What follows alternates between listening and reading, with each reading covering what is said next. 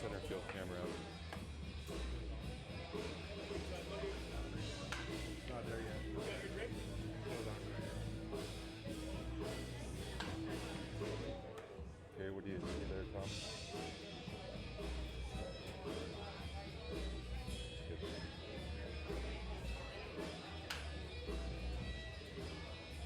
What's the number?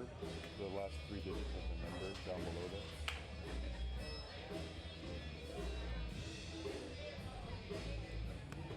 Yeah. Okay, good. Good. All clear. Good, good. Both of those cameras are connected. Jeff, are you up on the platform?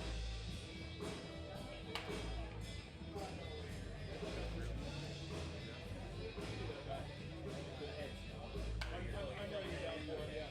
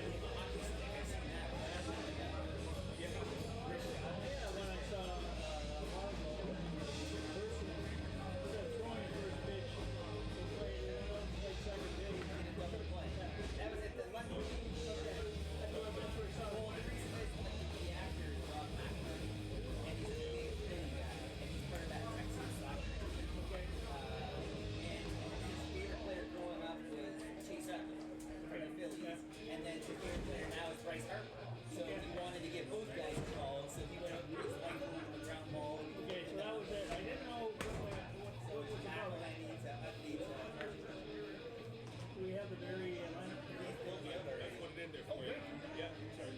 I was out politics. That's all right. I was told when we were broadcasting together, White Man's Line and yeah, go on. Yeah, I got to push it. Now I can see the camera. Soon you can have your own driver. That's Brenda Weisman, the orange shirt, swinging up the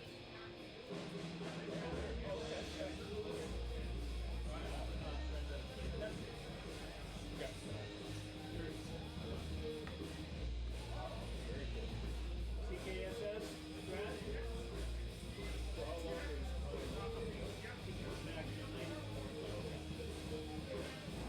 yeah, I think that's one we started doing. Yeah. Thanks. Yeah, one time for a while.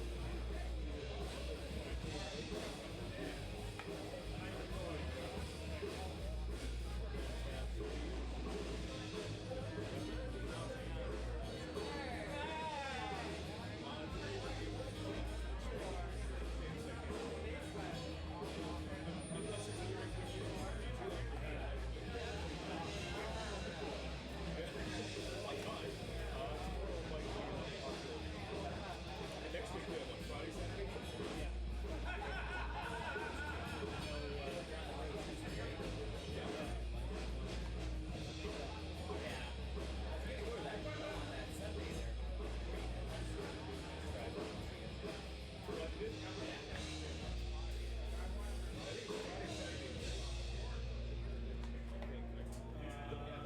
Yes, it is Friday, Saturday. There's a schedule right in front of my face, guys.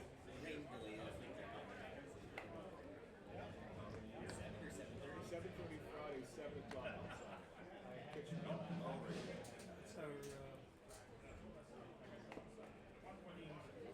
That's our golf five pitch. Dive chip. Good. Yeah. That's it. Yes. You're sitting in that room. Oh yeah. She probably showed you. Yeah, we know. We have the surveillance camera. Oh yeah. So I couldn't take anything out of it. We would have been. Yeah. We would have taken.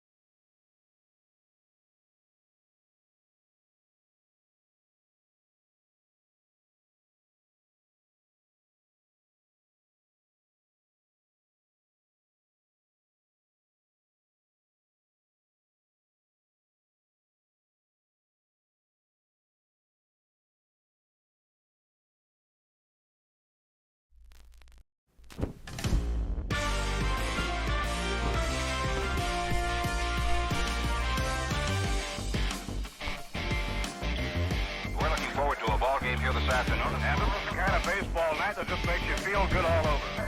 Boy, this certainly was a Donnybrook here yesterday, and his earned run average is 3.85. He has given up 70 walks and 178 strikeouts.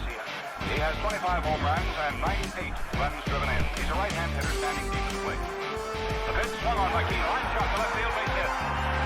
Snyder over, drives it on the skip, fires it back in, and Keene is the base runner at first.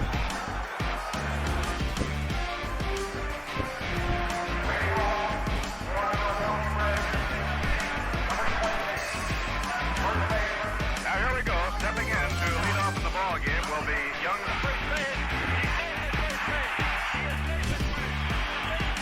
Welcome.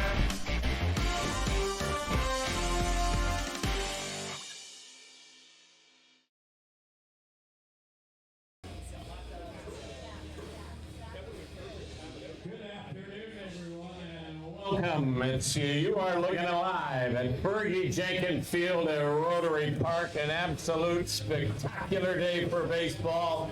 We were entertained here last night. My name's Peter Cobb, and next to me, the pride of Tilbury, Ontario, and this is Sam McKinley. He wears number 9. Sam, I gotta ask you, you and I were chatting. It's hockey jersey day here today. I got a feeling you gotta be pulling for the Florida Panthers because Braden Montour hails from Tilbury also. Yep. And you were mentioning you played a little road hockey with him at one time. Yeah. Outstanding. Hey, listen, the number 9, is that just a jersey they threw at you, or is that a tribute to the great Ted Williams, one of the greatest hitters in baseball?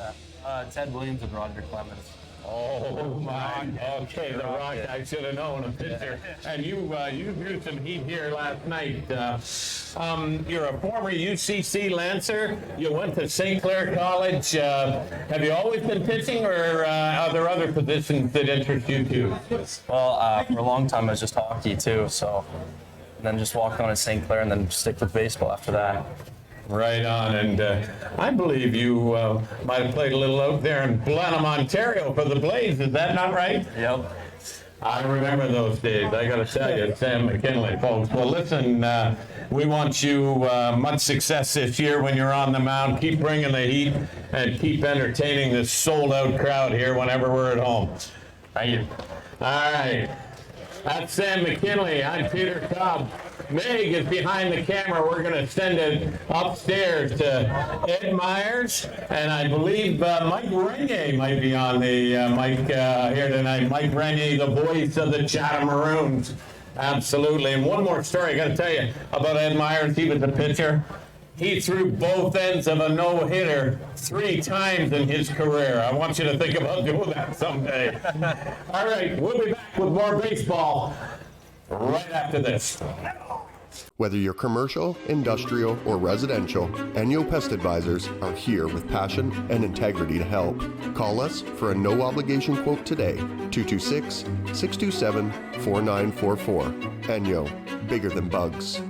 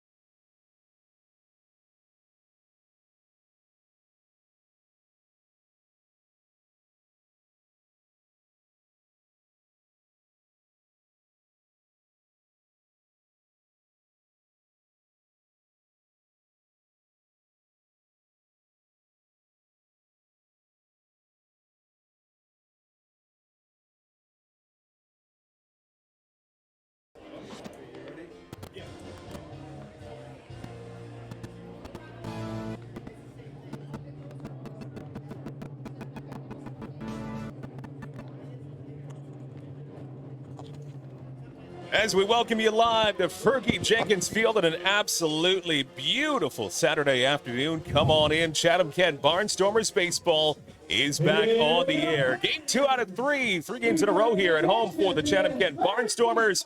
Mike Renier along with Ed Myers, Wes McDonald, Brad McDonald, your producers this afternoon. Dan Dominguez, your broadcast booth statistician. We're all here, ready to go for the middle game of the weekend. Busy time for the Chatham-Kent Barnstormers. And Ed, last night was the entertaining baseball game, and really the Barnstormers just found themselves in trouble a couple innings last night. Yeah, they did. They came out strong. First inning, they were swinging their bats. They scored a run in the first, left a few men on, and they looked good. Unfortunately, top of the second, Barrie came out and scored 6 runs. Basically, the rest of the game was spent trying to catch up. We made a few runs at the difference. Our pitching was more consistent last night. I think as some of the younger players are gaining the experience, they'll improve with time. It's a whole new ball game for them, and let's hope that happens.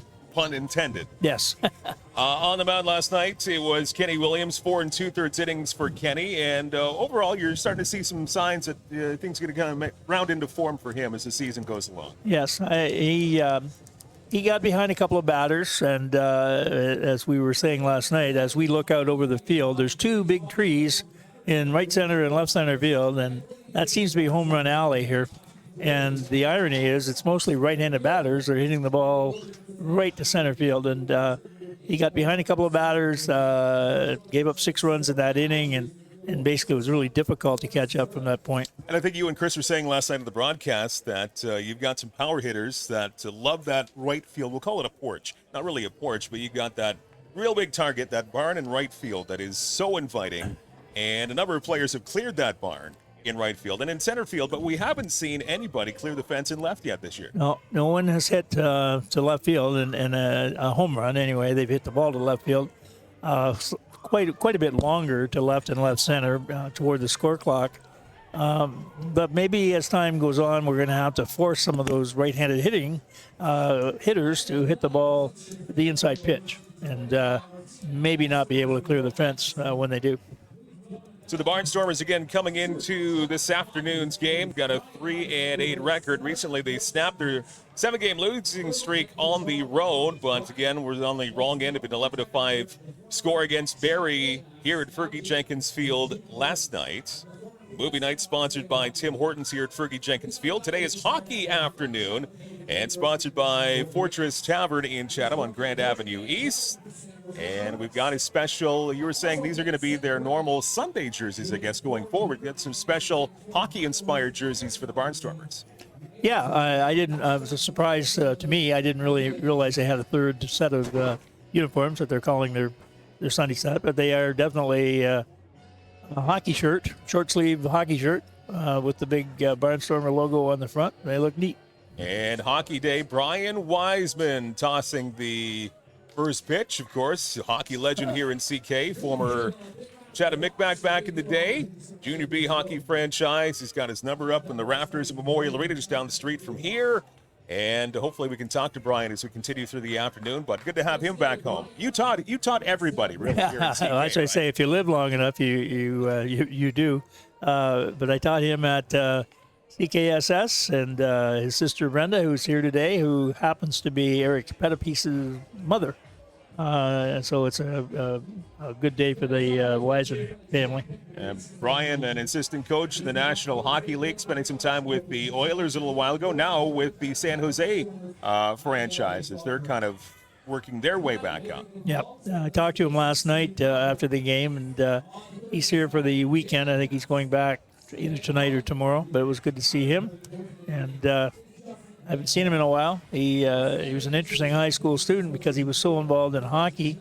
He played intramural hockey at CK. If you remember the league they used to have at noon hour. That was actually before my time. Was it? Yeah. It was interesting that Brian always knew his place in that he never attempted to score during an intramural game. He would pass the puck. Everybody set people up. Other kids would score. They never scored a goal all year. And Brian put the puck on their stick, and it was quite the quite the gesture. He also played midget basketball at CK, and he played basketball much like he plays hockey. He could see the entire floor. He would set people up to the basket. He was a very good basketball player. He's just a really good athlete. So no matter what sport he got into, he pretty much showed you that he was a primo athlete. Just that type of guy, yeah. He could handle most anything athletically. Good to have Brian Wiseman here at the park part of Hockey Day with the Chatham-Kent Barnstormers. Lots of hockey jerseys and logos in the crowd. And a nice afternoon shaping up. A mostly sunny sky, nice and mild today. Good thing that we're not playing these games early next week when the temperature's really going to skyrocket. That 5-day forecast looks a little scary. Starting Monday, I guess, and going through Friday. Low to mid-30s without the humidity. So we'll get these games in here today and tomorrow. Game number 2 out of 3. Busy weekend here at Fergie Jenkins Field. This is the back end of the back-to-back against these Barrie Baycats. We'll talk more about the visitors coming up in just a few minutes, but just how the schedule works out between Chatham and Barrie. This is your longest distance between franchises. So it just makes sense. You get a couple of games done back-to-back in one center, and I believe I've heard rumors that it's going to be the other way around next season, where Chatham will go up there for 2. Yeah, Harry Muir had indicated that next year will be the flip-flop of this, and you might see more of that. They're hoping to come up with a 10th franchise for next year, and it would be maybe a little bit more east-west, where you wouldn't have the long trip. You'd sort of play an imbalanced schedule.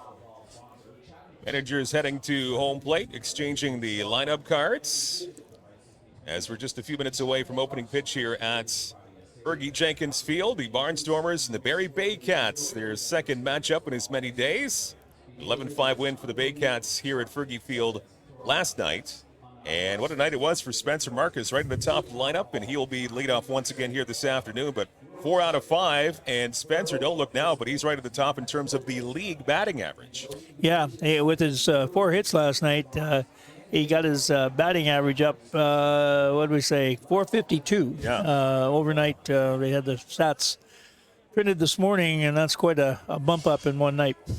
Now, he had a couple of injured games earlier in the season, so that's probably why you're not seeing him on the league lead at the moment. I don't know what the minimum number of at-bats is, but that's probably it. He was out with a hamstring for a couple of games, and that probably has not given him enough at-bats, but he'll probably be close to getting that today. Or by tomorrow for sure. Yeah. Trent Sellett also a pretty good game offensively last night for the Barnstormers in the 11-5 Barrie win. 2 for 5 for Chatham-Kent for Sellett. He played first and cleanup last night. He's designated hitter and batting the 5-hole this afternoon. Yeah, he had a real good game. He's a strong infielder, and he was one of the guys that came up swinging last night. I think five of our batters came up and swung at the first pitch, and we had 4 hits. Amazing how that works. Incredible. They were very aggressive at the plate, scored a run. The rally fizzled a little bit, and that we only got a run in the first. But they finished the same way. They finished strong. And as we were talking earlier, I'm really happy for the Barnstormers, and I'm really pleased to be part of Chatham-Kent in that this is our team, and the people are really supporting this team. And the fact that you're losing, no one's complaining, no one's whining about it. That's our team, and they're sticking with them, and the crowds have been good. People enjoy coming to the game. They come early, stay late. And I'm really pleased to see that. And you couldn't have asked for a better start. I know we've talked about this a number of times over the past couple of weeks, but you couldn't have drawn out a better start for this franchise. Winning your first 2 games in existence, and especially your very first one here at Fergie Jenkins Field, that really is going to imprint a lot of things in people's minds and their memories, and that's going to keep this sustained popularity, I think, in CK for a long time. Yeah, definitely. And I've said all along, I mean, we've always had hockey, and I'm a hockey fan as well. I go back to the old Maroon days with the Senior Maroons and the Allen Cup of the 1960, and this has been a baseball town. If you look at minor baseball and all the accomplishments of some of the minor baseball teams, it is a baseball town, and they're showing it with their support of the Barnstormers. Absolutely. Barnstormers and Baycats are almost ready to go here for baseball first pitch coming up in a few minutes. We will be back with more of the pregame show in just a moment on this Saturday afternoon.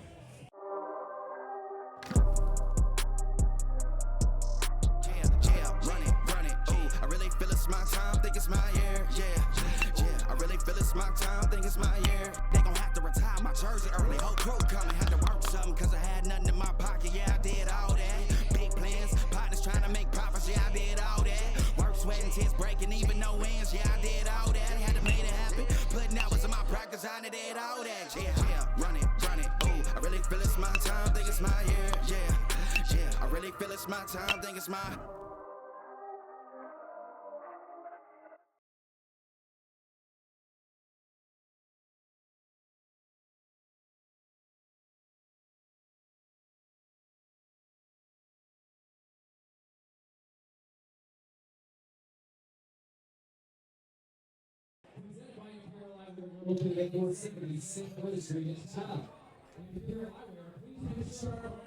Back to Fergie Jenkins Field. Beautiful Saturday afternoon. Barnstormers baseball. Barrie Baycats in town for the second straight day. And we're glad you are with us here today. It's brought to you by our good friends at Kent & Essex Mutual Insurance, Ontario's trusted insurance provider. As we are getting ready to go, Mike Renier along with Ed Myers. And last night, as we turn our attention to the Barrie Baycats, they are showing why they are among the teams that are favored to make a run for a championship, because they have a balanced attack and certainly they have no shortage of offense. Last night, putting up 11 runs. It all kind of came in bunches last night, Ed. An early 1-0 lead for the Barnstormers. And then you blink, I was actually out of the room for a bit, so I missed the top of the second. Came back, and the Baycats are up 6-1. 6 runs in a hurry, and they'd say that alley up the middle is becoming a favorite to a lot of right-handed hitters. Good history here for the Baycats, as they have had their franchise for close to a quarter century now, and they had one heck of a run last decade. I believe it was 6 straight championships in the IBL, and I think they're poised to make another run here pretty soon, but 6 in a row from 2014 to 2019. Yeah, you see the experience on the team. The players have been with them a while. The manager, general manager, president, coaches all played for the team. They've moved up with the franchise, and it's very strong. Really good players, mature players. The pitcher last night could really pitch. He's had some pro experience, and they're a well-balanced franchise. Almost ready to go here. The 8-3 Barrie Baycats, who invert the record, 3-8 for the Chatham-Kent Barnstormers. As they've dropped 8 of their last 9, trying to turn things around. Another game here tomorrow afternoon. 3 games in 3 days here at Fergie Jenkins Field, as Kitchener will be in town for a 1:35 opening pitch. So lots of baseball and some great weather to go along with it here to Fergie Jenkins Field, as we get ready to honor our country with O Canada right before Barnstormers baseball.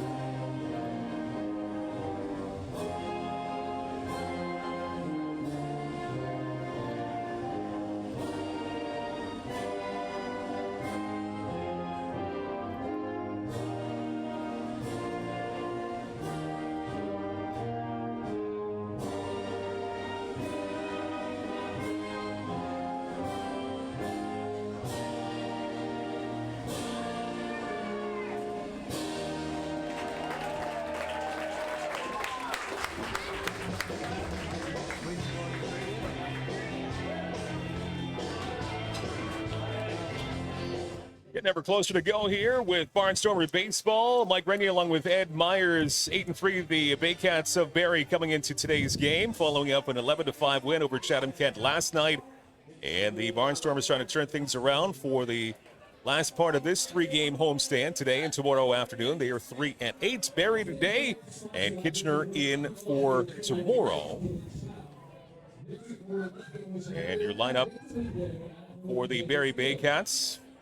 You'll have the center fielder, Kenesi Joe, starting things off here in just a moment. Your outfield will begin. The top three in the top of the first. Noel McGarry Doyle batting second and playing right field, and Ricky Phillips in left. He will bat third. Hayden Jaco, he leads the league, I do believe, in batting average. He is playing third base today for Hayden Jaco for Barrie, as he has got just a crazy batting average so far. Ryan Rio, the DH.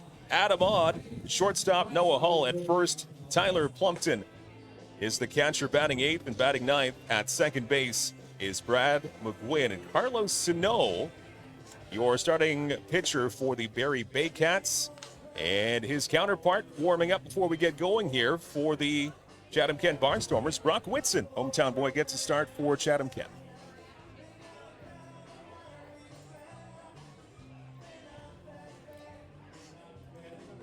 Lineup for the Barnstormers.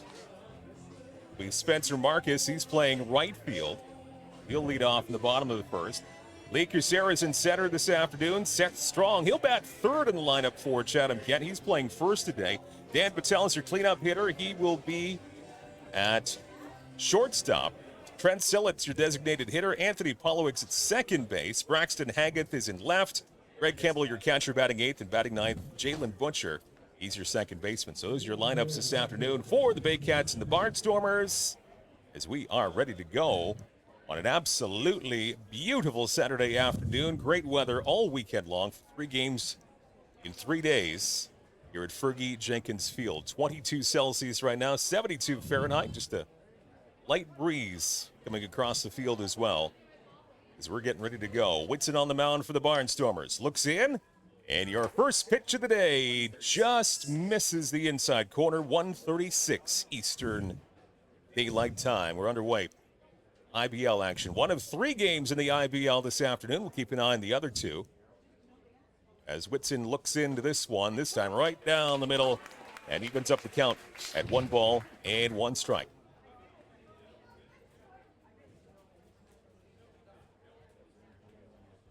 E.C. Joe, center fielder, leading off for Barrie. Here's the 1-1. He lines this one right up the middle into center field. And a diving attempt. Did he get it? He's got it. What a catch in center field for the Barnstormers. And Lee Kucera able to dive and grab that one before it hits the turf. Dazzling defensive play to kick this afternoon off at. He's got a great jump on that ball. That ball was hit hard on the button. And Lee took off at the crack of the bat, was able to come up with the ball at the shoestrings. Good athletic move. An asterisk on your scorecard with that one. Beauty grab in center by Kucera. One center fielder robs another. And now the pitch is in there for a strike from Whitson as Noel McGarry Doyle steps in for Barrie. He's your right fielder this afternoon. He was 3 for 5 last night. Takes a pitch outside. Scored a couple, drove in a couple. He was one of the big catalysts in the 11-5 victory for the Baycats here at Fergie Field last night. 1-1 from Whitson, and a bit of a early swing there. And off to the left-hand side. Well out of play. And Whitson's going to try and get ahead of the count as much as he can, as really every pitcher wants to do, but that's going to be the key, is to not get behind very much this afternoon. It's important. Here's the chopper to second base. This is going to be tough, and no play for the Barnstormers, so an infield hit. That was going to be a real tough one from the get-go, and not a whole lot that Butcher could have done with that one, Ed. No, and then getting back to your question about throwing strikes, I believe, and as I've been watching, every game we seem to get more and more consistent. I believe our young pitchers are gaining some confidence in throwing strikes, moving the ball around, and I would think we could expect more of that. So infield hit for Doyle. That will bring up Ricky Phillips, left fielder this afternoon for Barrie. And this one trails outside just a little bit. 1 ball and no strikes on Ricky Phillips. Still batting in the 3rd spot, just where he was last night, and a 2 for 3 evening on your Friday night. And runner goes throw down to second, way off the mark. It skips into center field, and this will give Barrie an extra base, and now almost overrunning that ball in center field. Might have been dangerous to have another bag and maybe a run there for Barrie, but when the dust settles, it's Doyle who is at third base with the stolen base and the errant throw from the catcher. So now he's at third with one out. Greg Campbell seems to be having trouble with his catching area. He keeps moving dirt around. It looked like his foot slipped, and he's still pushing earth around. Here's a pitch to Phillips as he skies this one to the right-hand side, and this will play. 1-1 is now the count to Ricky Phillips. 2 for 3 last night, coming in with the .267 batting average. Whitson winds and works. This pitch goes just a little bit high. Ball's behind. 2 balls and 1 strike.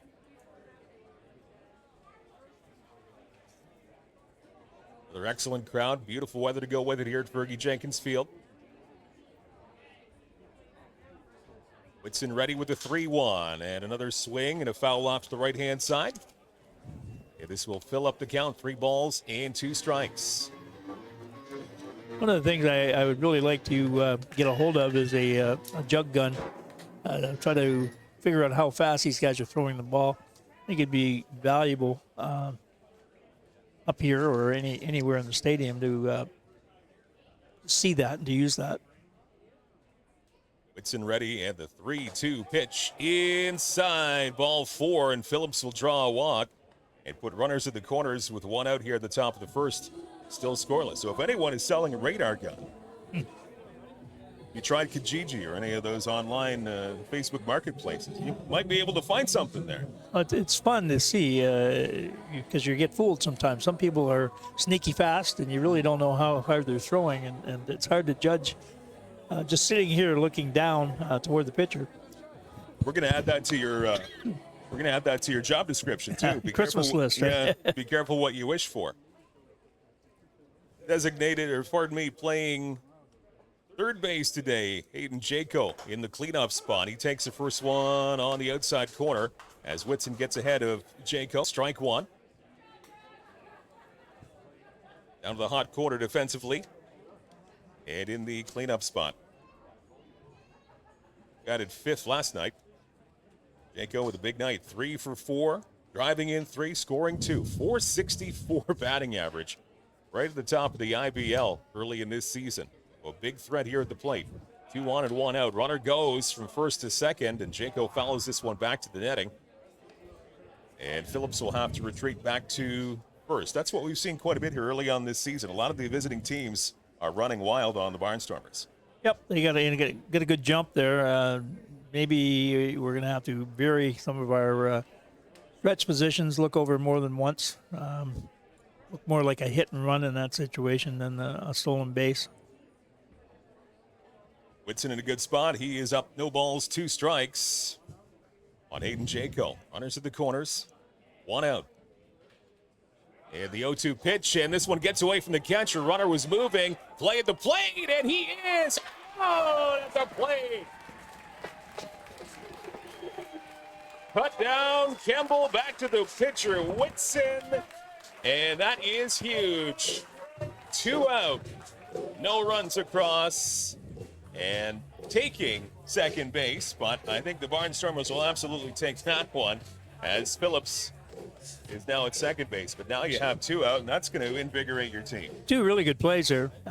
One is you have a brick backstop here, and the ball hit and ricocheted in the opposite direction of what Campbell was going. He regrouped, got the ball. Pitcher covered the plate.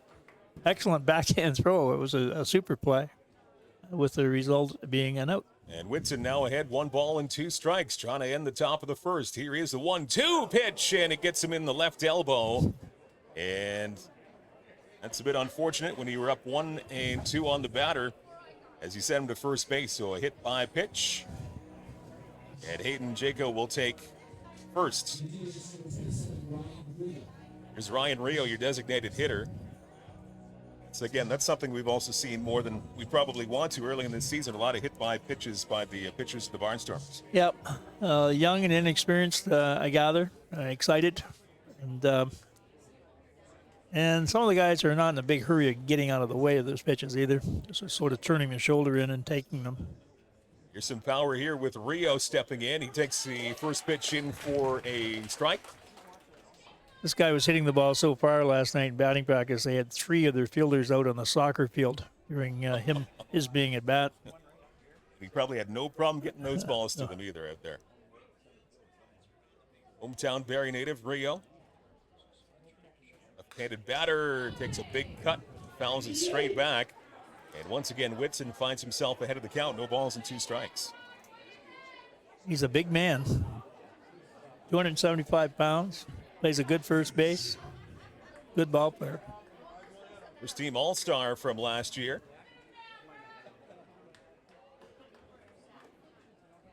Whitson trying to polish him off here in the top of the first. Still scoreless. Looks back to second. And the 0-2 pitch. Trying to get framed back in the strike zone, but missing just outside.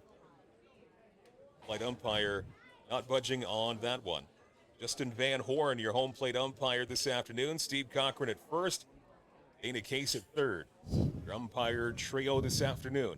Here's the 1-2 pitch and a ground ball to second base. Gobbled up. And on to first. That's going to do it for the top of the first inning. No runs, a hit, and an error in there too. Barnstormers coming up to the bottom of the first. It's a scoreless ball game on this Saturday afternoon. Glad you are with us. You're watching Barnstormers Baseball, presented by Kent and Essex Mutual Insurance, Ontario's trusted insurance provider.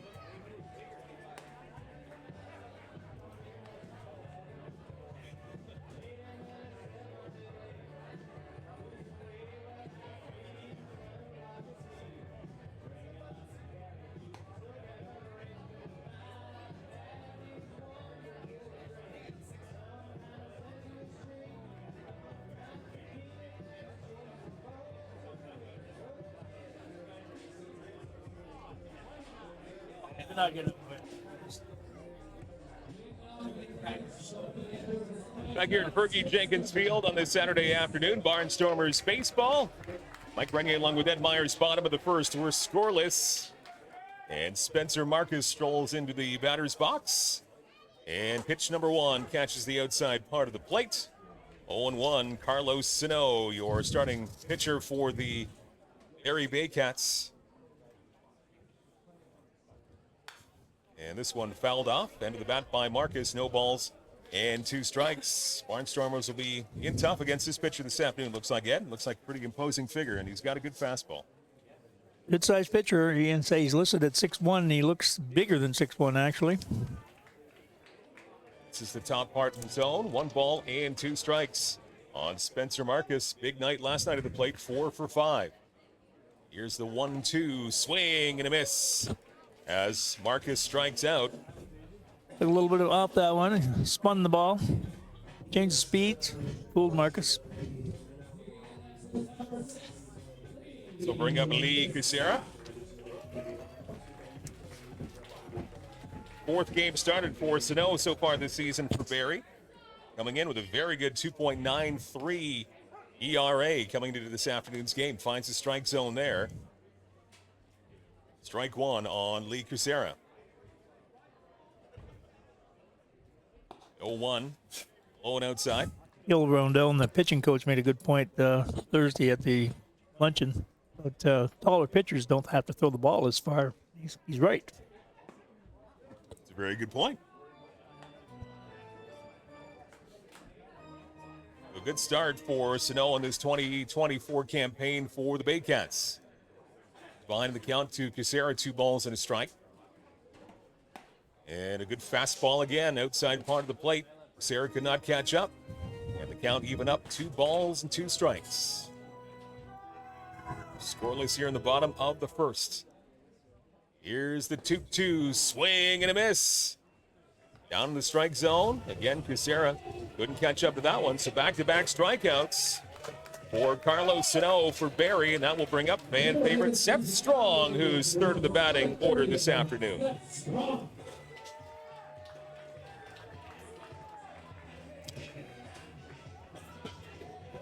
He was third in the order last night.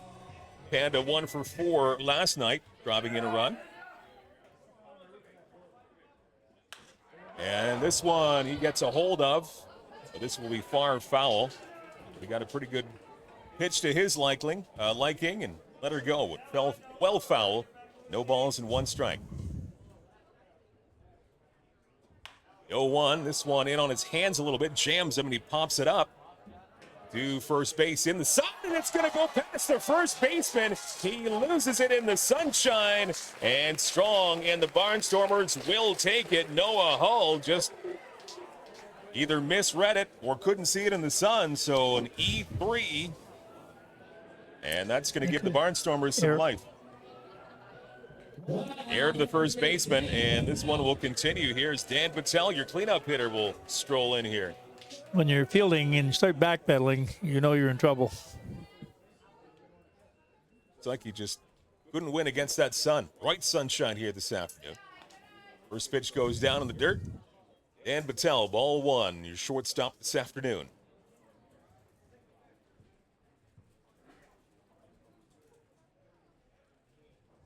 Tough night last night. 0 for at the dish for Patel. And takes this one in for a strike. Wind doesn't look like much of a factor, but it is blowing from left to right, but not gale force for sure. Very pleasant afternoon around here. Expect the same tomorrow. Here's the 1-1 to Patel down in the dirt. And the left-hander for the Barnstormers in control here with 2 balls and 1 strike to count. Patel had a really rough night last night, and he's been hitting well, but he struck out 4 times last night. The left-handed pitcher was really effective against him. Patel, more up in the batting order here this afternoon. Your cleanup batter. Here's the 2-1 pitch. And this one sent to center field on a line, but getting a beat on it and making the catch at center field is Icho for the Barrie Baycats. 1 left on base after the error, and no further damage. We've played 1 complete here at Fergie Jenkins Field. It's the Baycats of Barrie and the Barnstormers of CK scoreless as we go to inning number 2. You're watching Barnstormers Baseball, presented by our good friends at Canada Essex Mutual Insurance, Ontario's trusted insurance provider. Whether you're commercial, industrial, or residential, Enyo Pest Advisors are here with passion and integrity to help. Call us for a no-obligation quote today, 226-627-4944. Enyo, bigger than bugs.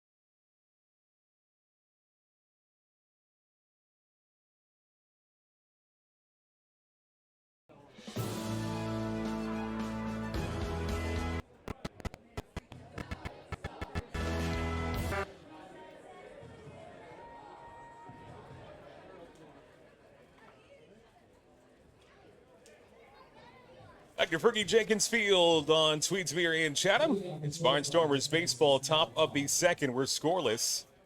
It's the Barrie Baycats and Chatham-Kent Barnstormers. Second game of the weekend. 3 games in 3 days for Chatham-Kent as the welcome in Kitchener tomorrow. And Whitson looks in. The first pitch of the second inning. This one skied high in the air in the infield. And the shortstop camping underneath it, trying to fight the sun, and maybe a little bit more tricky than he anticipated. But brought down by Dan Patel playing short this afternoon. And a quick 1 out here in the second inning. Exactly what Whitson wants. He wants a quick second inning after a pretty good start in the top of the first. Yeah, he looks confident and under control, and he's throwing well. He's a tall, slim guy, and he can sling the ball quite well. And those are good qualities to have in a starting pitcher. Adam Odd retired, and now this is Noah Hull playing first base this afternoon. Hacks the first pitch and fouls it back to the left of us. And no balls and 1 strike, so still very early in this ball game, but you have to be happy with how Whitson's getting ahead of most of the counts so far. Yeah. Key to successful pitching. If you're ahead, then the batter's got to come to you. Looks in for the side, and the pitch hits the dirt. Opens it up. 1 ball and 1 strike. 3 games in total this afternoon in the IBL. Early in Guelph, Bill and Jackfish with a 1-0 lead on Guelph Royals. And starting soon in Brantford, Hamilton will be there to take on the Brantford Red Sox. It's about 10 minutes away from opening pitch there. We'll keep an eye on it all. Here's the 1-1 pitch. That one trails outside. Like Hull wanted to take a hack at it, but he checks his swing. Talking to Eric Pettipiece after the game last night, we were talking about pitching, and I mentioned to him that most scouts will always say, if you're throwing a ball, always have a purpose to your pitch. You got to be throwing to some area. You got to be focusing on an area or a strike. One is outside. The scout that signed Fergie and me eventually was Tony Lucadello out of Fostoria, Ohio. And there's a book out written about him, but he would go down to a schoolyard and draw a strike zone on the neighborhood and say, here's a bucket of balls, here, throw the strikes. He believed in that. Here's the 3-1 line to left field the other way. This is a base hit, could be extras. It's to the left field line, and it's going to be a stand-up double from Noah Hull off the end of the bat, and kind of an excuse me hit the other way, just inside the foul line. And of course, in left field for the Barnstormers, Haggith was not playing anywhere near the line against the left-handed batter, so it's extra bases. It's go a long way. 1 out, so finishing that story, I was started. He also applied that to any infielder, shortstop, second baseman. Get an Indian rubber ball, throw it into the strike, field the ball, coming back, throw it again, throw it again, throw it again. It's quite a tried and proven approach. Here's one taken to left field in the air. Over there to make the catch. He has a beat on it, hauls it in. Braxton Haggith played that one perfectly, was positioned perfectly. And that's the second out of the top of the second inning. And holding foot at second base is Noah Hull. So a fly out for Plumpton. And Brad McGuinn, second baseman this afternoon for Barrie. Haggith plays about left center field against lefties. There's a whole lot of territory out there to cover. That's why the hit the other way resulted in a double from Hall. That's where he is now, second base. 2 out, though, in the top of the second. Here's Whitson with the pitch. Missing a little bit high and outside. 1 ball, Brad McGuinn. Not playing the game last night.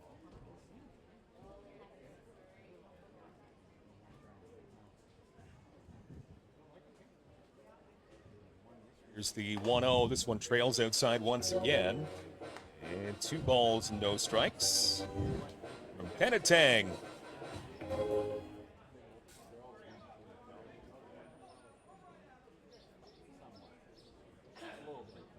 Looks in for the sign.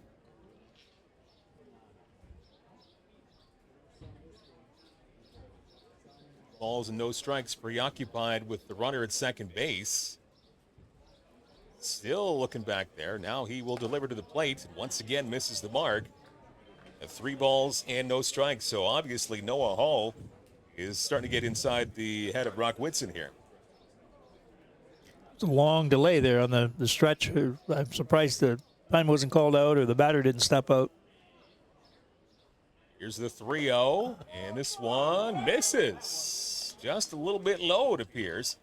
And that's ball 4, so a 4-pitch walk to Brad McGuinn.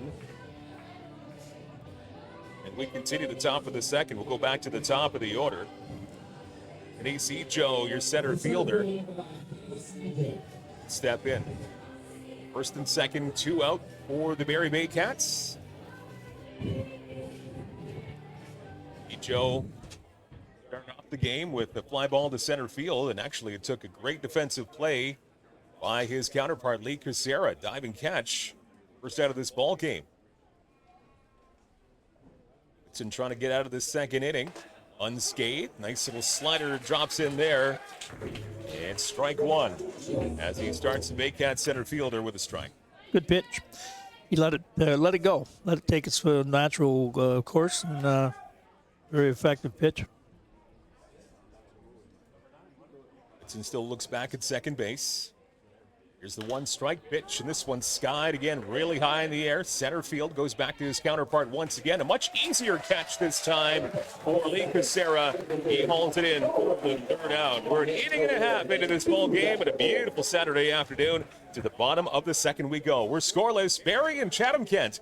It's presented by Kent and Essex Mutual Insurance, Ontario's trusted insurance provider. Ladies and gentlemen, we have volunteers.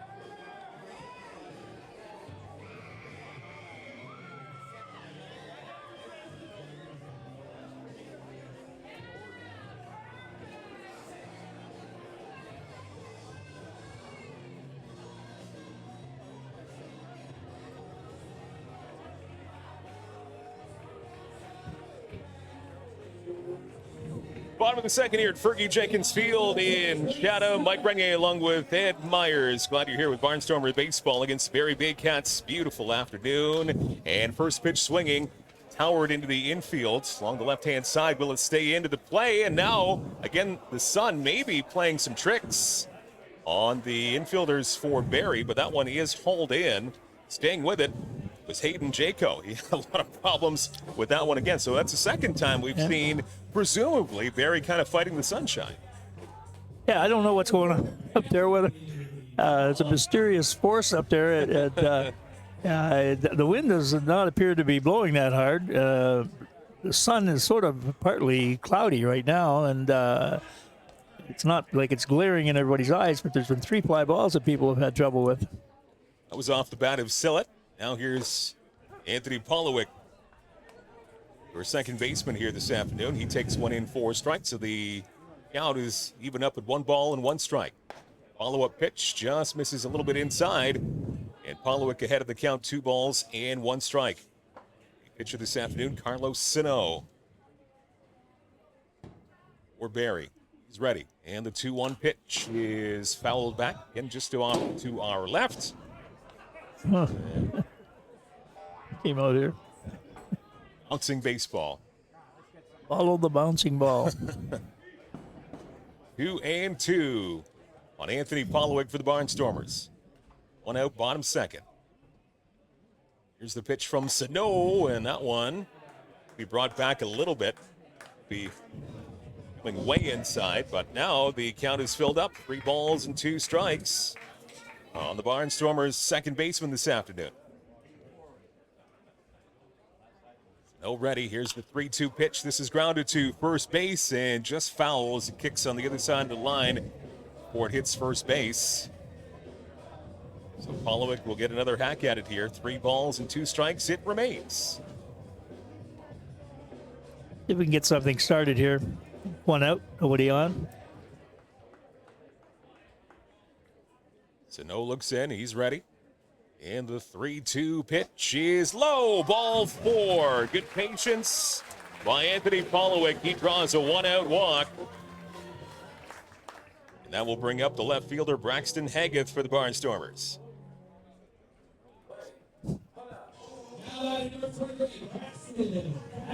Last night, Braxton was 1 for 4 at the plate. Made good contact last night. He's swinging the bat well. Came around to score a couple of times last night.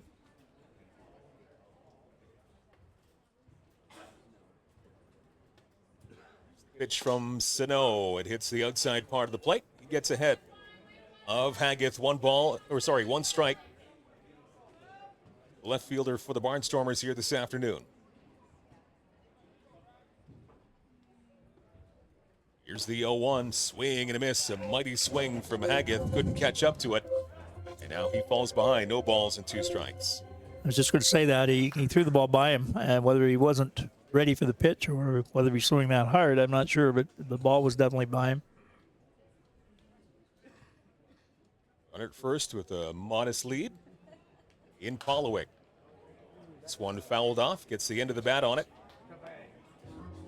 Remains no balls and 2 strikes on Braxton Haggith. Catcher Greg Kimball waiting on deck.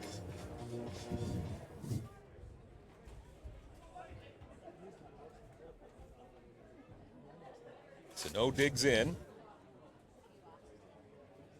Gets the sign and an 0-2 coming up here and just misses a little bit low. Again, nice framing there by the catcher for Barrie. Ball and 2 strikes. Haggith plate, Pollowick at first. 1 out here in the bottom of the second. Still scoreless. Nicely underway and a beauty day here at Fergie Jenkins Field. No ready. Here's the 1-2. And that's trailing outside, but poking at it and fouling it off. That was a screecher right into the Barnstormers dugout. You better pay attention if you're leaning on that fence in the dugout. It's really close. It's of an angle where a lot of foul balls go. That was a screamer. It looks like with all the laughing and clapping, everyone's okay in the Barnstormer dugout, but that was a shot. Here's the 1-2 pitch once again, and talking about a screaming line drive right back underneath us.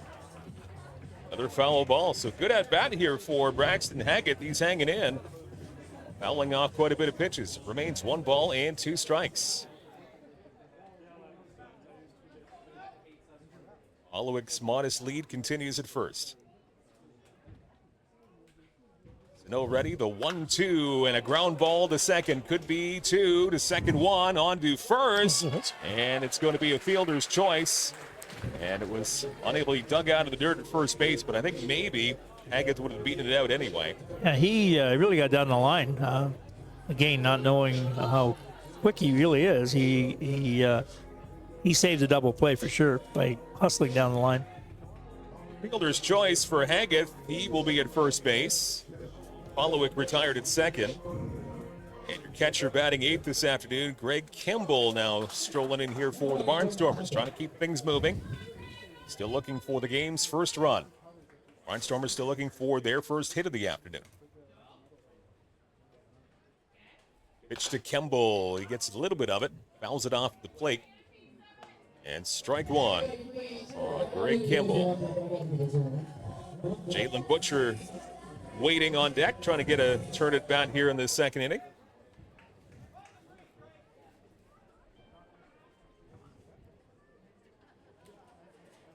Strike one pitch from Sino. Ball's really getting in on top of him in a hurry. They're not getting around on his fastball. 2 balls and 2 strikes on that foul. Craig is hitting a respectable 273. Got Barnstormer's first hit ever. First game. Electric night that was. 3 weeks ago. Here's the 0-2 pitch. This one trails inside on Kemble. 1 ball and 2 strikes. Barnstormers trying to get their 4th win of this season. Be their 2nd win here at home. They won the first ever home opener back on the 18th of May. Now a throw over to first. Just getting back in the nick of time was Haggett.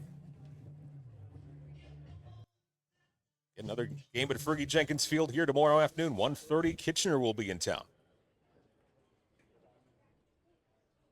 Here's the 1-2 pitch. A lot of movement on that one. Swing and a miss. And Kemble goes down on strikes. And the Barnstormers down in the 2nd inning. 2 innings complete here at Fergie Jenkins Field. We remain scoreless. Barrie, Chatham-Kent, back in the 3rd inning in a moment. You're watching Barnstormers Baseball, presented by Kent and Essex Mutual Insurance, Ontario's trusted insurance provider.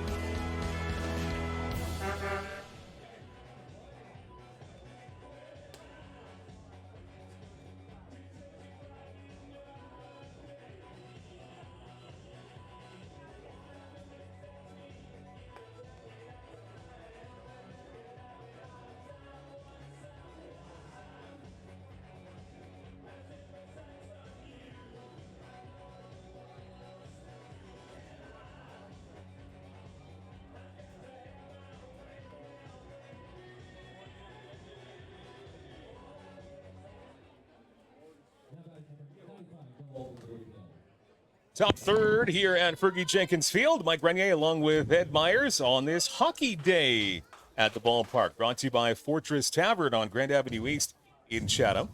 And the first pitch of the new inning is outside for ball 1. We actually saw a staged hockey fight along the first base. At least I think it was staged. Well, you're in Chatham, right? Maybe there was some trespassing. Hockey games break out all over the city. 1 ball and no strikes to Noel McGarry Doyle to kick off his 3rd inning.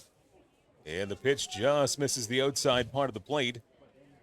And falling behind the count here, Brock Whitson for the Barnstormers. 2 balls and no strikes. So far, 2 innings of good pitching here for Whitson. Trying to keep the train rolling. 2 balls and no strikes. Ground ball to second. Nice stop at second. On to first. Dug it out. And he's got him. Nice play on either side there. From Polowick over to Strong. Good job by Polowick to stop it. And that was a nice scoop by Strong at first. Yeah, 2 good plays. Polowick stayed down on that ball. It was a hard hit ball. It's easier to come up at the end rather than try to go down for a ball. And he kept it in front of him. He threw it a little bit up the line. But once again, our athletic first baseman was able to stay down and come up with the ball. Special hockey-inspired jerseys worn by the Barnstormers here this afternoon on this hockey day. And this first pitch going to center field pretty deep, going back to the track, the wall, and it goes off the center field wall. It's extra bases for Barrie. And that's Ricky Phillips, your left fielder. He got a hold of that one, gave it a charge to center and off the wall. It's a one-out double for Ricky Phillips. Got a good amount of bat on that ball. I think a lot of the Panda's background was spent catching. His mother informed us last night that he played a lot of his minor ball as a catcher. I mentioned that he would be able to go in behind the plate. He plays first, third, and I guess he catches, but he's not afraid of the ball. Got good hands. Very versatile. Aiden Jaco stepping in now. Clean up hitter this afternoon for Barrie.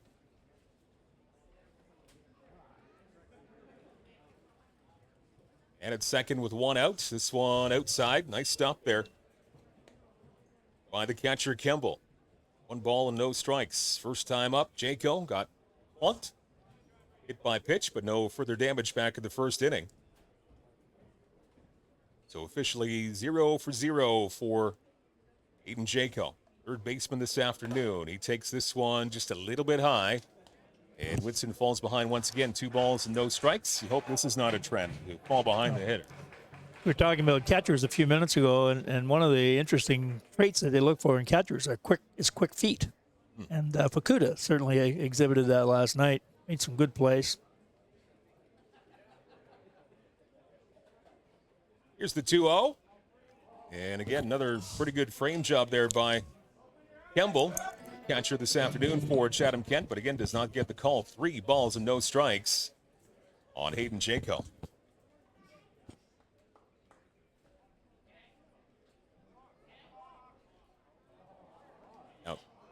And time is called. Oh, this is going to be a balk called against Whitson. Not sure what he did. So Phillips will take third base now. Players got that one. Didn't see it. No, I didn't see what the infraction was to lead to that balk call, but now Barrie will have a runner at third and 1 down.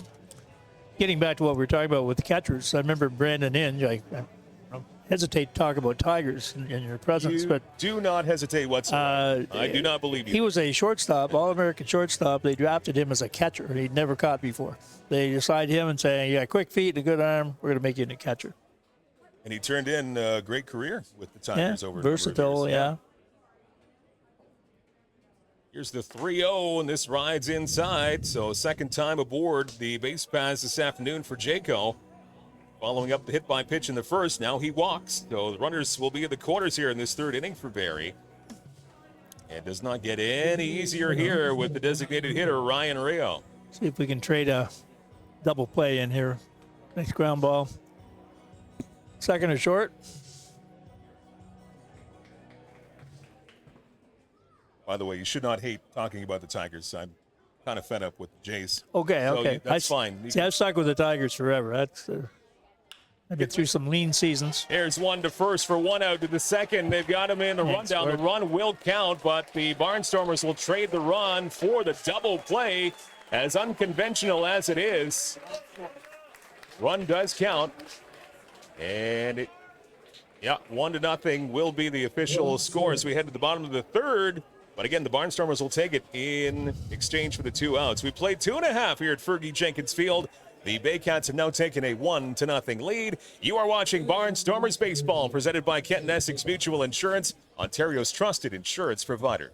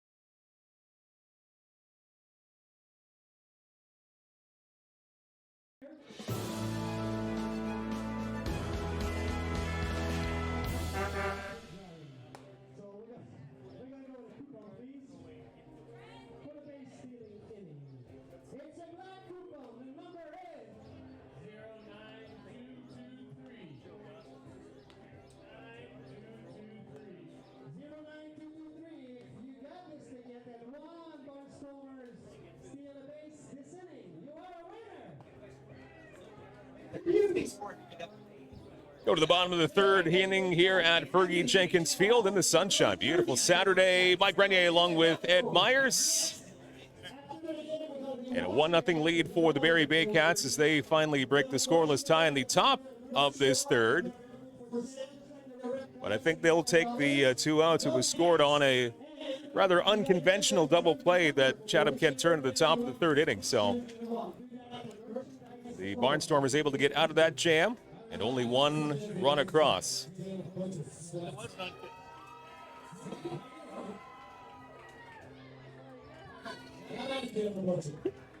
It was an unconventional double play, but we'll take it. We had to give up a run for the exchange, but it was well played.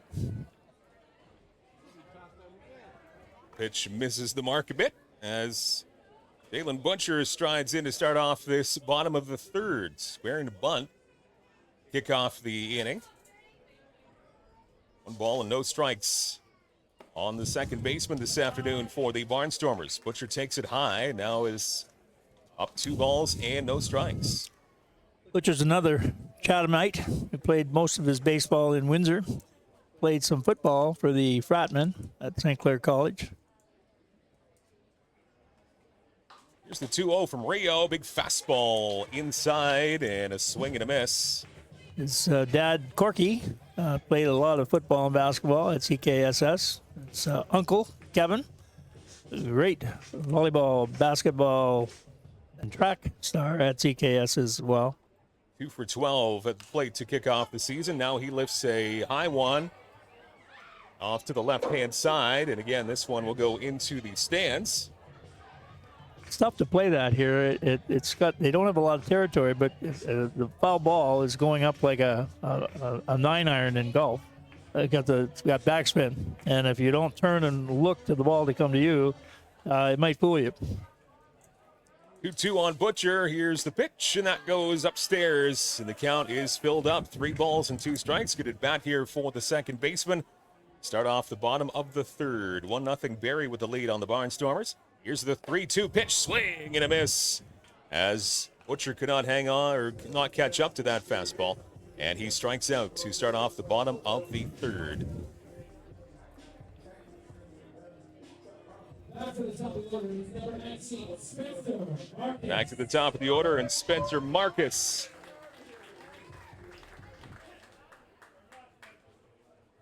Four strikeouts on the afternoon. On the pitcher, Carlos Sino.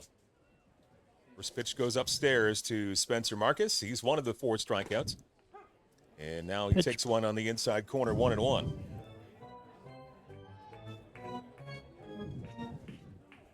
Marcus, again, that huge night at the plate last night. Trying to get some more magic here. And this one falls in for a strike. And Sino, once again, ahead of the count. 1 ball and 2 strikes. Working pretty quickly here in this inning. 1-2 and fouled off to the right-hand side. Talking about catching a few minutes ago, you see the catchers that are well coached will turn, find the ball, throw their mouse the other way, and let the ball come back to them because the ball is coming like backspin. You see kids backpedaling and fall over, you know they're in trouble. Here's a bouncer up the middle, ranging to his left. Nice play by the shortstop. Fire to first, and it is in time. Nice job up the middle, and some good range by Adam Odd at shortstop. So to get over there, glove it, fire it off to first. Nice defensive play. And now 2 out for the Barnstormers in this bottom of the third. And Lee Crucera now will stroll in.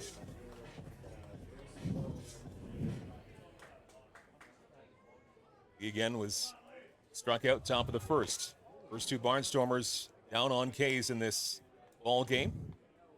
Adam Odd had a rough night last night. I think he got 3 balls hit to him on broken bats.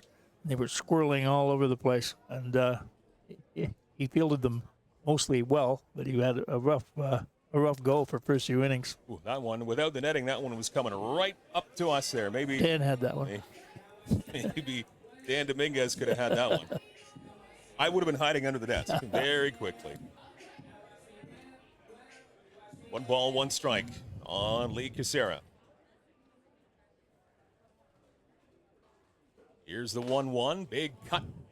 And can't catch up to it once again. Another count where Sano's ahead of the count, in charge. 1 ball and 2 strikes on the center fielder for the Barnstormers, Kucera. Here comes the 1-2 and a bouncing ball off to the left-hand side, well foul. Keeping the batters off balance. He spun that ball and he was expecting a fastball and just protected the plate. Sano looks in.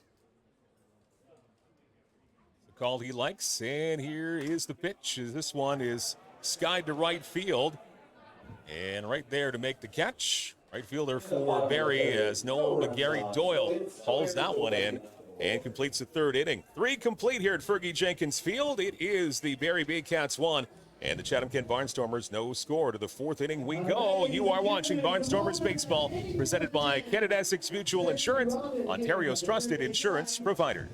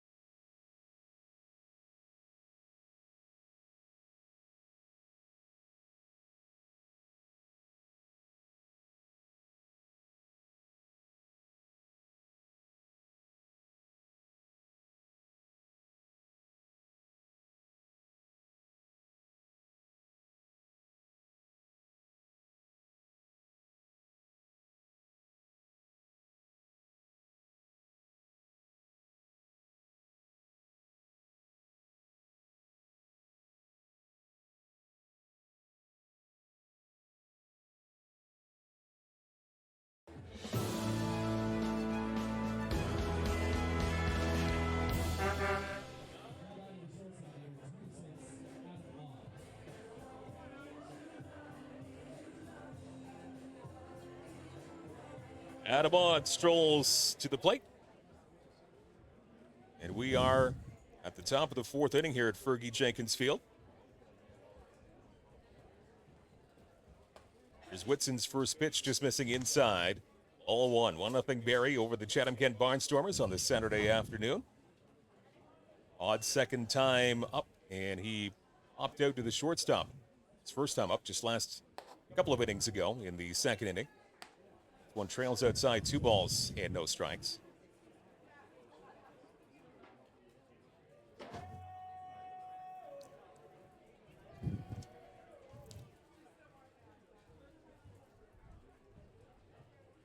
Whitson ready with the 2-0 pitch. Again, this one trails inside, 3 balls and no strikes. Not really an easy time this afternoon finding the strike zone for Mr. Whitson. Still only down by 1. 1-0 Barrie. Here's the 3-0 pitch. And again, this one trails inside. A little bit of 4-pitch walk. And a leadoff walk is not something any pitcher strives to do. That's what happens here in the top of the 4th inning. As Odd heads to first base, Noah Hull will be up now.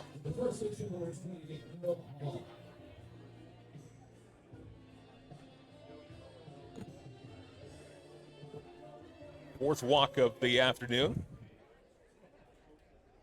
And the hit by pitch as well for Whitson.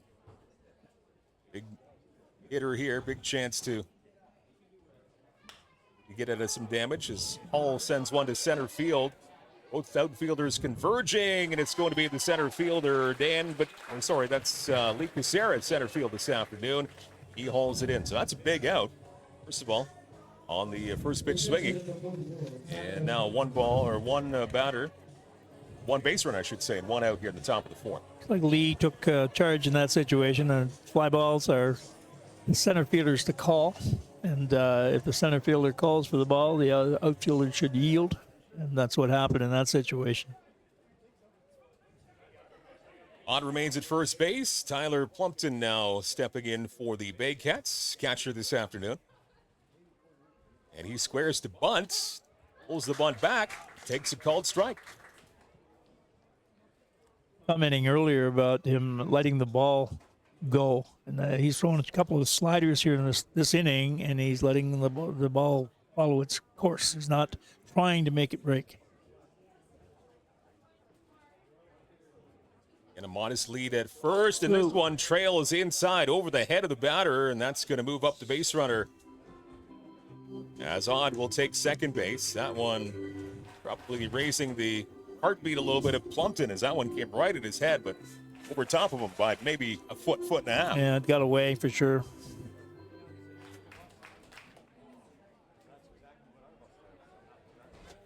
A tough series. He also got plunked last night in the game. 1-1 on Plumpton. Here's the pitch hit again. Oh, my goodness. So we said last night he got plumped 2 times. And right there again. So he is hit by pitch. And that will put 2 runners on base here for Barrie. And we'll go to the number 9 hitter, Brad Gwynn, your second baseman for Barrie. Catchers seem to be adverse to pain. And it just took that and went down to first base. He went. Put some icy hot on it later. He got hit right on the left hand.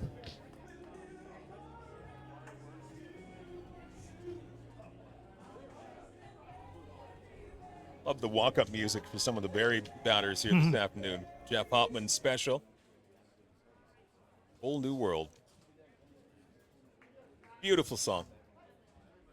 2 on, 1 out. Top of the 4th here for Barrie.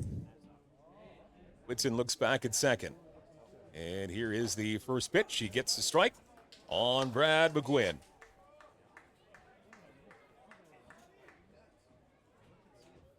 Walk with Adam Ott. He's at second. Hit by pitch. Plumpton. He's at first. Fly ball to center, sandwiched in between. A 1-0 Barrie lead. Here's the 1 strike pitch. That one trails outside. And the count even up at 1 ball and 1 strike.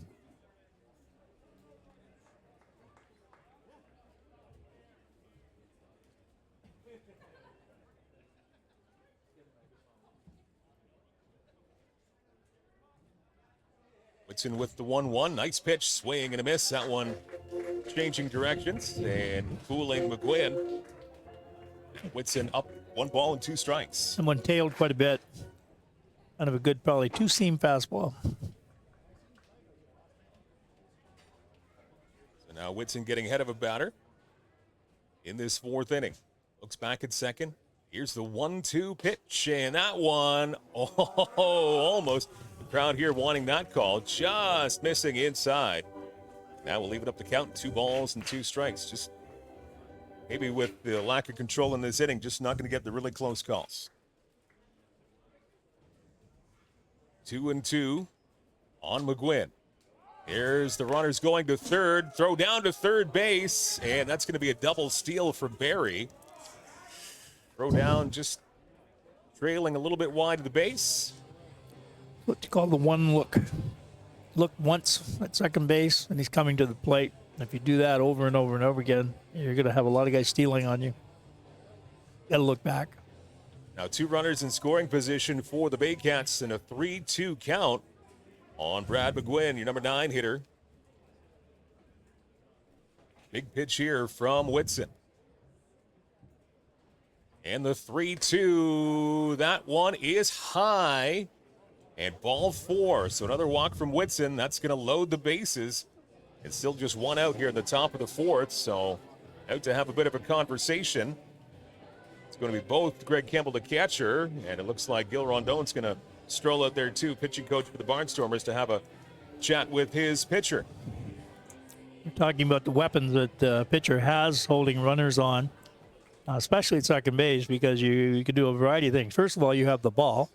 No one else has the ball, and you can control the situation. If you only look once, and the runners know that you're coming to the plate. That gives them tremendous advantage. They get a walking, running start to steal the next base. And you can stop, look at home, look back, step off. You can do a variety of things to hold runners there, and I think probably younger pitchers are concentrating on throwing a strike, and they forget about the runner.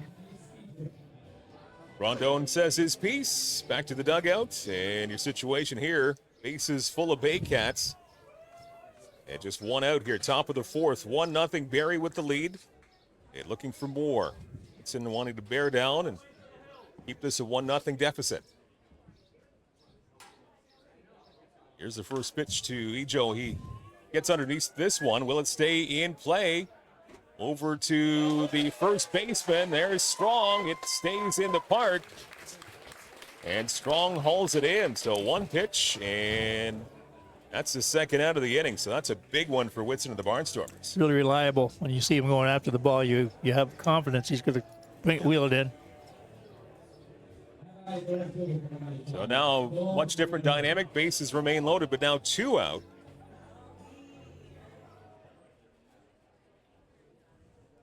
Old McGarry Doyle striding in here. Your right fielder this afternoon for Barrie. He's 1 for 2. Already his third time at the plate. With the bases loaded, line drive to center field. That's going to fall in for a base hit. This will cash in just one, as Barrie will hold the runner at third base. So an RBI single right up the middle in center field for Doyle. And it's a 2-0 Barrie lead. Hit that ball on the button. Zara made a good strong throw in and made it quickly, which meant probably the third base coach saw no opportunity for that second runner to score. That's the first hit of this fourth inning. Got 2 walks and a hit by pitch. A 2-0 Barrie lead. And nice movement on that pitch, but somehow misses the strike zone. I don't know where, but Ricky Phillips makes the first pitch for ball 1.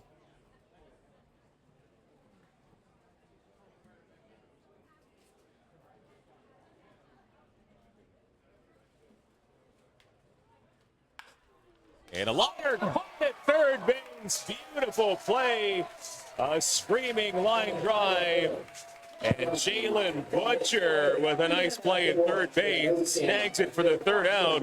And no further damage. 1 run and the bases left loaded for the Barrie Baycats. Again, the Barnstormers will take that, just giving up the 1 run. To the bottom of the fourth we go. It's the Baycats 2 and the Barnstormers no score. You are watching Barnstormer Baseball, presented by Ken and Essex Mutual Insurance, Ontario's trusted insurance provider.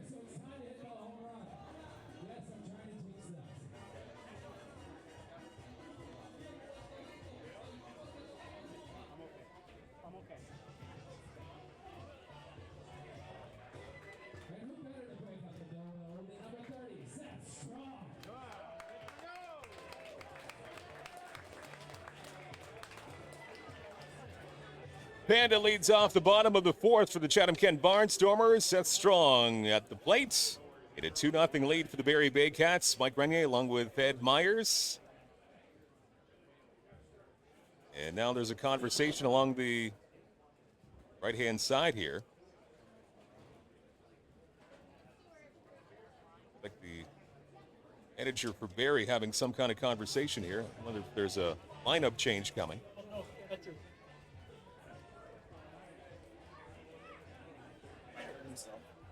But he got hit too by the pitch. So hit by pitch for Tyler Plumpton. Back in that last half inning, top of the fourth. Yeah, you have no catcher right now on the field for the Barrie Baycats, so that's probably your leading reason there, is you might have seen the last Tyler Plumpton here this afternoon. While there is a bit of a delay, once again, it's the bottom of the fourth here at the Fergie Jenkins Field in Chatham. 2-0 lead for the Barrie Baycats. Second of three here at Fergie Field this weekend. Another one tomorrow afternoon as Kitchener will be in town. A 1:30 start time. Make sure you're here. Get your ticket information and everything Barnstormer related. ckbarnstormers.com, and find all of your information on the social channels as well. Very active on social media. The Barnstormers team. And it should be another beautiful day tomorrow afternoon. Want to say hello to Randy Steinman, who's actually looking in here this afternoon. I don't know if you know Randy at all, but Yes, I do. he longtime sports director at CKCO Television in Kitchener. Started his career here in CK as the CFCO sports director in the mid to late 80s. And I'm going to say that he is one of the reasons why I got into the business myself. He was one of people I looked up to get into the crazy radio business. So Randy and son Brody, and maybe wife Cheryl, peering in on YouTube this afternoon. So Randy Steinman, hello, and he might actually be here tomorrow afternoon with his son Brody. Good. And hopefully he can come up and say hello. Be good to see him. Maybe we'll put him to work. Maybe you and Randy can do an inning or two. Sure. I'll go have some pizza. Yeah. Time. So a new catcher a new second baseman for the Barrie Baycats. Number 25, Zach Orchard, will now be your second baseman. Wonder if they have equipment for him. They're pretty slow getting a replacement in there. So a bit of a delay here at Fergie Jenkins Field. So we do know Zach Orchard will take over at second base. And we'll see what happens to the previous second baseman. Brad McGuinn was the second baseman going in. McGuinn with the third. So McGuinn's now going to be at third base, is what I'm hearing.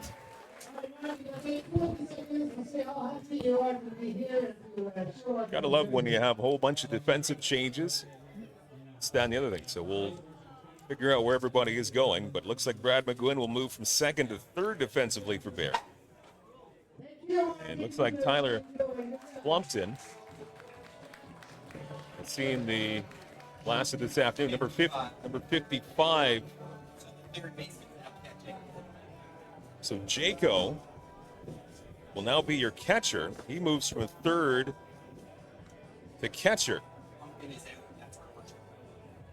And Orchard is now taking over for Plumpton. All right. So Hayden Jaco is now your catcher, moving from third base. Brad McGuinn moves from second to third. And Orchard will take over for Plumpton. You've got all of that. You're a good person. You're a better person than we might be up here in the booth. We'll have a test at the end of the inning. I would fail miserably. We start off here with the bottom of the fourth. And we'll try this again. Panda stepping in for the Barnstormers. First pitch swinging. Deep drive to right. Way back. And it is gone. Wondered if it stayed fair. Home run for Seth Strong. And the Barnstormers are on the board. And now manager for Barrie promptly heads out. Is he wondering if that was a foul ball? That's what we were wondering for a while. We really couldn't see it. It was hit high, and it's tough to judge because the right field flagpole is not that high. But the umpire was quite certain that it was a fair ball. Did the home run wave with his finger. Yeah. And now manager for the Barrie Baycats, he is pleading his case along the first base side. He is quite adamant that that was not a fair ball down the right field line. Well, I don't know if this is actually the definitive decision here. We'll find out as a couple of the umpires coming together. That is going to be a home run. First base umpire confirms it. And Seth Strong goes deep to right field. He caught all of it. And they've determined. Once the ball was past first base, it's the first base umpire's call. It's not the home plate umpire's call. Surprised that they even conferred whether you agree with the call or not. Right. The guy made the call, and that's what you live with. It's a home run for Seth Strong, leading off the bottom of the fourth. And a 2-1. That's right, first hit of the whole ball game. So Seth Strong cuts the deficit in half at 2-1 for Barrie. And Dan Battelle, shortstop this afternoon, takes that one in for a strike. First time up, he flew out to center field. And this one well outside. As Battelle up on the count now, 2 balls and 1 strike. See if that shot to right rattles Sano or not here. Carlos Sano, the pitcher. This one upstairs a little bit again.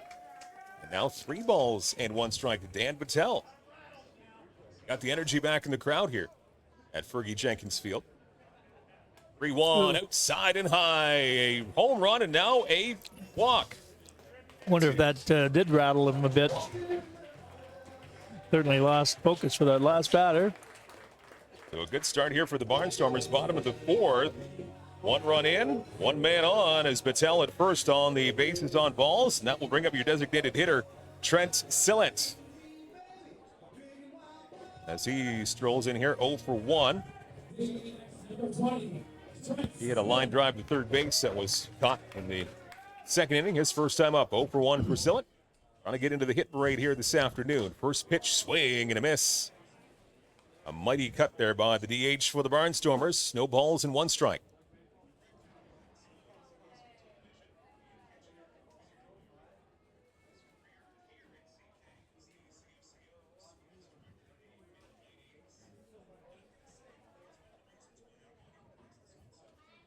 Here's the pitch. They squared a bunt, and he swings through it. And that's going to be now Sillett behind the count. No balls and 2 strikes. It's the lost art, bunting. I don't know how many times he's been called upon to bunt, but he certainly was poking at it. Supposed to let the ball come to you. And now the likelihood of that going again is way, way down on a no balls and 2 strike count. And this one in the dirt. Runner hangs on at first base as Battelle will retreat back to the first base bag after walking. Trent Sillett, designated hitter. Batting 5th in the lineup for the Barnstormers. 1 ball and 2 strikes. Here's the pitch from Sano, and this one sent the other way to right field, fairly deep, going back, getting a read on it in right field, and hauling it in for the out was Noel McGarry-Doyle. As that one going the other way, gave it a ride, but that's an out for Sillett. Just missed it. I think he didn't get the good wood on it, but made contact. So that's the first out of the inning. Anthony Polowick now will come to the plate for the Barnstormers. Still a runner at first. 1 out now, and 1 run in on the long, long home run, just fair by Seth Strong. The 2-1 lead for Barrie. And now the runner goes to second base, throw down, beautiful throw, and right on the money, not even close. As cut down at the base paths is Dan Battelle. That was a beautiful throw, and right on target. So now that will clear the base paths, nobody on for the Barnstormers, and now 2 out. And back to the task at hand at the plate, swing and a miss by Polowick. Count is even up at 1 ball and 1 strike.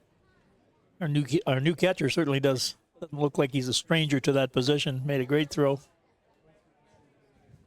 Fired it down. Aiden Jaco.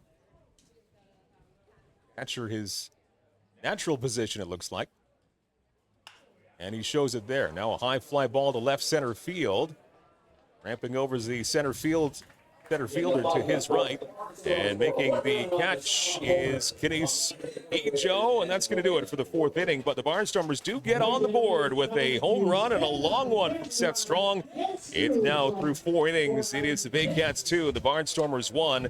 We'll be back with the 5th inning coming up. You are watching Barnstormers Baseball, presented by Kennett Essex Mutual Insurance, Ontario's trusted insurance provider.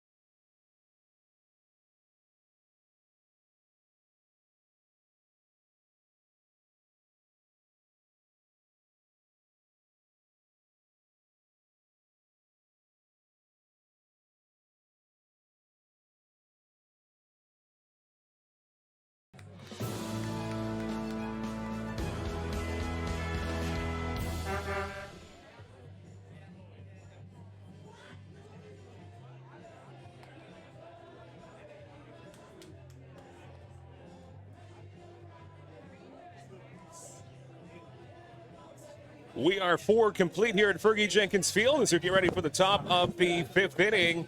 In a close ball game, it's Barrie 2 and Chatham-Kent 1.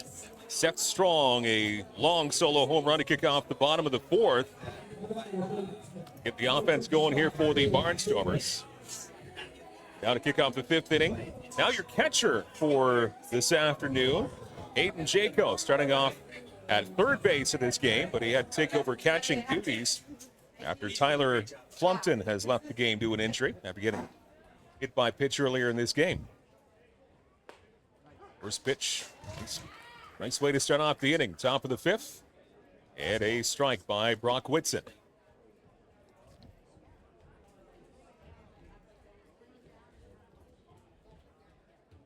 Here's the 0-1 pitch, and that one goes into the dirt, and he did not go. That was a job by the batter, Jaco, to check his swing. So now the count even up, 1 ball, 1 strike. Hi to everybody listening in. Thank you for joining us on a Saturday afternoon. And everybody over at Mike's Place in Chatham watching us on Queen Street in Chatham. Catch all the hometown Barnstormer games at Mike's Place, mere feet away from Fergie Jenkins Field. And trails outside, 2 balls and 1 strike. You and I have been known to head on over there after the game once in a while. Yes, we enjoy going over there occasionally. He says occasionally. It's often, I would use that word. Slider outside. Make sure everyone's behaving. That's why we go over there. That's right, yes. We're the wardens of the place. Security. We're the no fun police. We've been told we were that many, many times. Here's the pitch and a screamer to third. Nice play at the hot corner over to first. And a nice job. Jalen Butcher playing the hot corner very well here this afternoon. And a long toss over. We'll start off this top of the 5th inning. Killen showed he's quite quick at third base. Good hands, good arm. Played well there. So a 5-3 put out. And you've got Ryan Rio, your designated hitter, now up. The big left-hander for the Baycats. Big cut.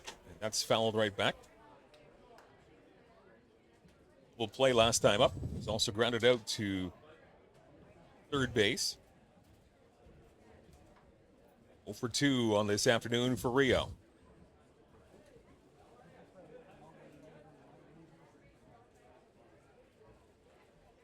The strike 1 pitch. That one tailing back towards the strike zone, but just misses the mark. And 1-1 count on Rio this afternoon, this 5th inning.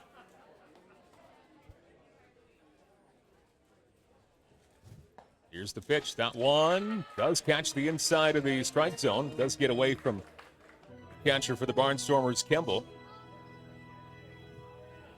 Rod Whitson now ahead of the count. 1 ball and 2 strikes. Wind's picking up a little bit, Ed.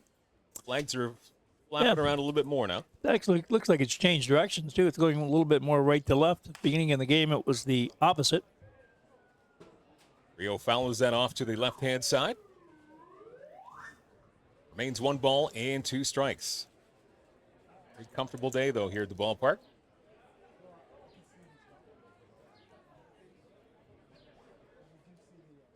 .71 pitches now for Whitson. Here's 72, swing and a miss. Oh, pardon me, no, he got a little bit of it. He got a little bit of it, so he stays alive. Just a sliver of the bat, and Rio able to stay alive. 1 ball and 2 strikes. Well, the 72 pitches, he's about 50-50 on balls and strikes. He's thrown 38 balls and 34 strikes. Ratio of about 1-to-1, and we're shooting for 2 strikes for every 1 ball. Trying to finish him off here. It's a 1-2 pitch. Did he go around? Yes, he did. It's a strikeout as Rio went too far. And a strikeout from Whitson. And a big strikeout as Rio now is 0 for 3 in the afternoon. I said earlier, he's letting that ball, letting it go. He's getting a good break on the ball, and one of the big mistakes is a pitcher trying to make the ball break instead of throwing it. Get the grip, throw it. All in all, it's been a good performance this afternoon so far for Whitson as he looks to complete his 5th inning here. Here's Odd at the plate. Adam Odd, shortstop this afternoon for the Baycats. I'd say this would be his best performance as a Barnstormer to this point with Whitson. Against a very good team here from Barrie. Some potent offense, so really good to see. Here's a swing, and he gets a little bit, fouls it back as Odd took a mighty cut at that one. He has walked, and he has popped out to shortstop so far here this afternoon. Left-handed batter for the Barrie Baycats. 1 ball and 1 strike.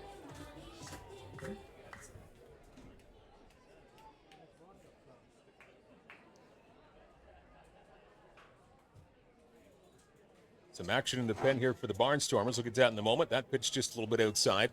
2 balls and 1 strike.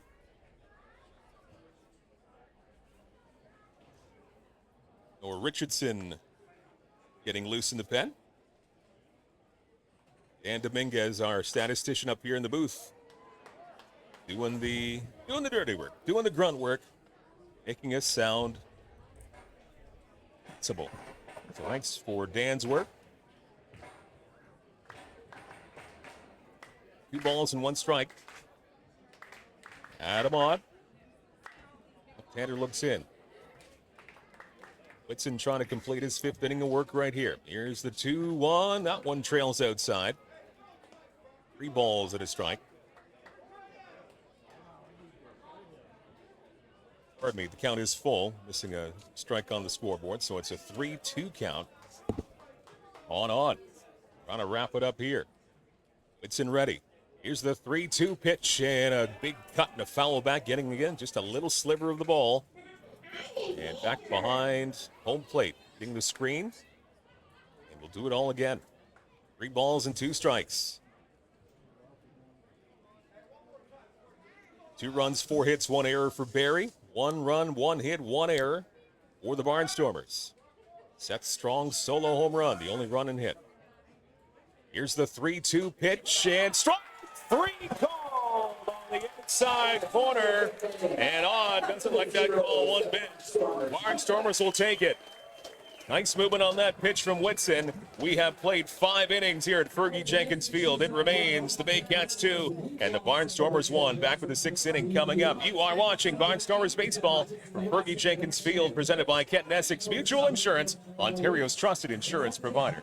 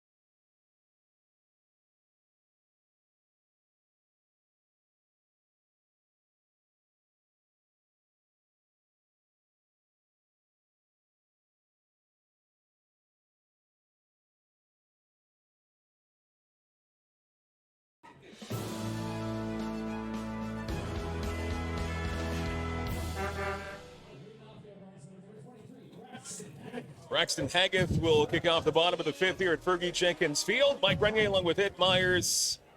It's Barnstormers baseball on a beautiful Saturday afternoon. And the Barnstormers very much still in this one, down 2-1. Haggith takes a big cut and fouls off the first pitch at the bottom of the 5th. And again, a good performance here by Carlos Sano for Barrie. Under 50 pitches. Only giving up that 1 run and 1 hit on 1 swing from Seth Strong. That pitch outside at 1 ball and 1 strike.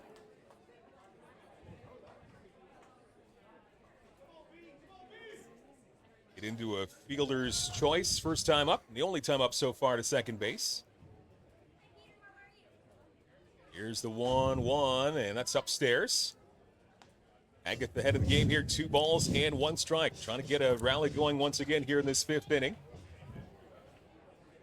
Barnstormers hanging in tight against Barrie this afternoon. Here's the pitch, and again off the end of the bat, fouled off to the left-hand side. We've been talking a little bit before up here in the booth about deep third baseman.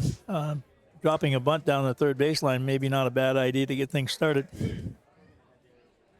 It's a 2-2 pitch, and this one is sent to right field. It's back. It's gone. Home run, Braxton Haggith. A solo shot to right field, and we are tied at 2.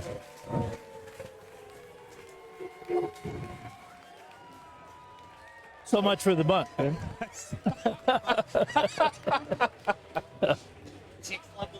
Yeah. That's why I'm sitting here, right? Ed Myers killing it here in the 5th inning. Big bomb to right for Braxton Haggith. And we are all square at 2 apiece here at Fergie Jenkins Field. And Greg Kemble now steps up for the Barnstormers. Your catcher this afternoon. We'll see if that further rattles Sano a little bit. Very unusual stat, giving up 2 hits, both home runs. Right, it doesn't happen often at all. And after 3 really dominant performance, 3 innings for Sano, a little bit of chipping away here for the Barnstormers offensively with the 2 solo home runs. And they also had a walk last inning too, so you had some opportunities here offensively for the Barnstormers against Sano. This one lifted to right field the other way. This one will be contained ball in the ballpark. And that's hauled in by the right fielder, Noel McGarry Doyle. So 1 out here in the bottom of the 5th. That will bring up your number 9 hitter, Jalen Butcher, third baseman this afternoon for the Barnstormers. John hasn't had a lot of at-bats. He looks like he's a little sluggish getting around on the pitch. Big cut there.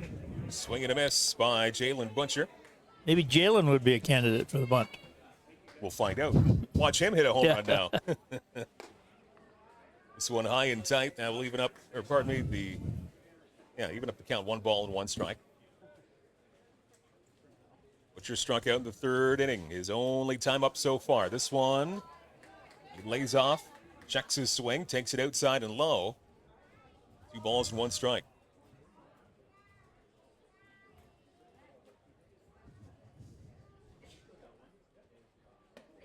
Butcher takes this one high. Now 3 balls and 1 strike. Carlos Sano. 2-2 tie. Barrie and Chatham-Kent. Here's the pitch. That is a strike. Catches a fair bit at the plate. Now we're all evened up. 3 balls and 2 strikes. Number 9 hitter Jalen Butcher playing third this afternoon. Base is clear with 1 out. Here's the 3-2 pitch and a liner to right center field. This is dropping fast. A diving chance, but it goes past the center fielder and off the wall. It's going to be a double for Jalen Butcher. And the crowd into this one now, bottom 5. Butcher at second with 1 out as he smokes one to center field. But you got to give a lot of credit to Kenise Ijo, the center fielder for the Baycats. He laid it out, and he almost made a fantastic catch. Yeah, we're wondering whether he caught it or not when he stretched out. I thought he might have. It might have been in his glove, and then covered a lot of territory. came out of the end, but the Barnstormers will take it. Magnificent try there for Ejo. Now, dare I say that maybe Marcus should bunt? Just say everyone's going to bunt here, Ed, and then we'll all go for extra bases. That's the analysis we're here for. Everyone's going to bunt. Back to the top of the order, and Spencer Marcus. Could be boring, but effective if it starts. That's our motto up here. Boring but effective. We try not to be boring. Here's a bouncer up the middle. Nice stop at second base. Popping up over the first. And he got him by a half step. Some good speed by Marcus, but a nice play at second base. Barrie. And second out of the inning. That will move the runner up to third base. So not always for naught there. Lee Casera now stepping up for the Barnstormers. Good defensive play there, though. Center fielder Casera stepping up. 2 out, runner on at third. That would be the go-ahead run. In a 2-2 tie. Jalen Butcher doubling to deep center field with 1 out. And moving up there on that ground ball by Marcus. Seth Strong waiting on deck. Here's Casera. And now a little, swing along the right-hand side. Here's a foot race to the bag. And they got him. And now a little stumble by Casera as he crossed first base. Hopefully he's okay. He does pop up pretty quickly. And we hope Casera's okay after falling down along that baseline. We'll come back and see for sure, but the Barnstormers do tie it up with that home run. It's a 2-2 tie through 5 innings. You are watching Barnstormers Baseball, presented by Kent Essex Mutual Insurance, Ontario's trusted insurance provider.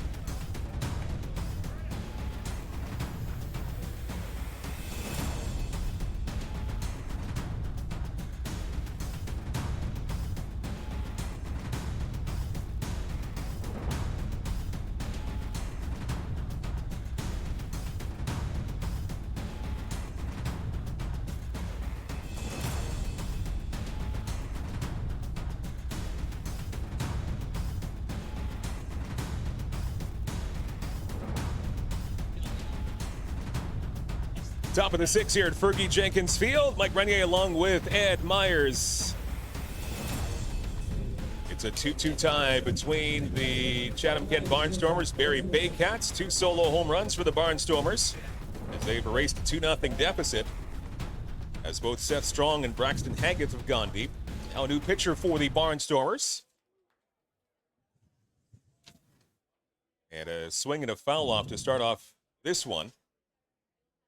Noah Richardson in the game now for the Barnstormers. So 5 innings pitched for Brock Whitson. He threw 80 pitches, and he battled. I guess the way you can put it is he battled, and he put his team in a position to maybe win this game.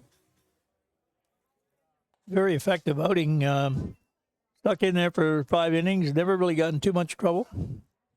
And throwing a very effective breaking pitch by the end of his 5 innings. Richardson's first batter. He's now behind 2 balls and 1 strike. Noah Hull, first baseman, up for the Baycats. Here's Richardson with a 2-1. Goes a little bit too far inside and in the dirt. 3 balls and 1 strike.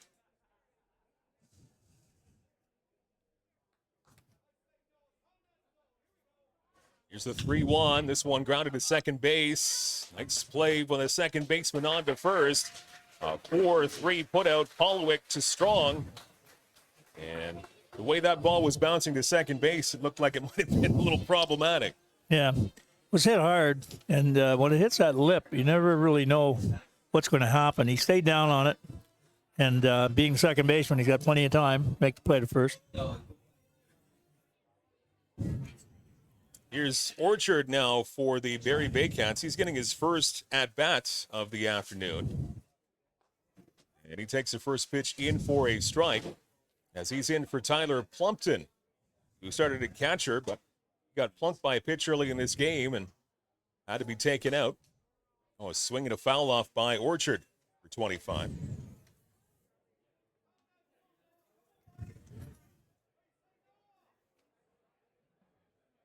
Richardson nicely ahead to his second batter of the game. No balls and 2 strikes.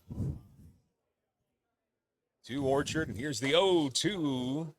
Rushing him back a little bit in the batter's box. 1-2. Good 2-strike pitch. See if he wants to offer on that high hard one.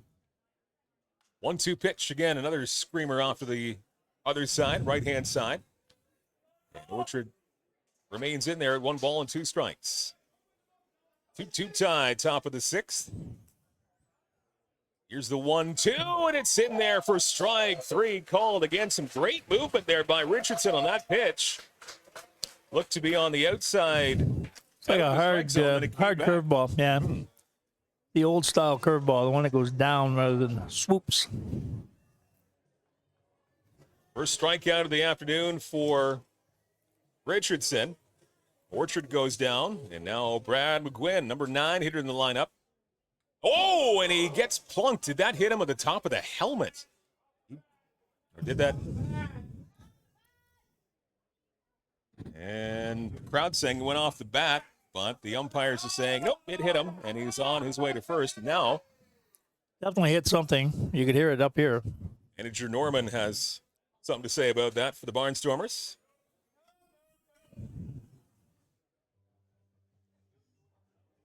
I guess it's okay enough to head back to the dugout now. And a hit by pitch. So, yeah, it looks like now the catcher for the Barnstormers, Campbell, says, yeah, it did hit the top of his helmet. So, it likely sounded worse than it was, but that was quite the sound off the top of the helmet. So, a hit by pitch once again, and McGuinn will take first base. And the pitch inside for ball 1. Richardson throws hard. First time I've seen him. Here's Kinesi Joe back to the top of the order.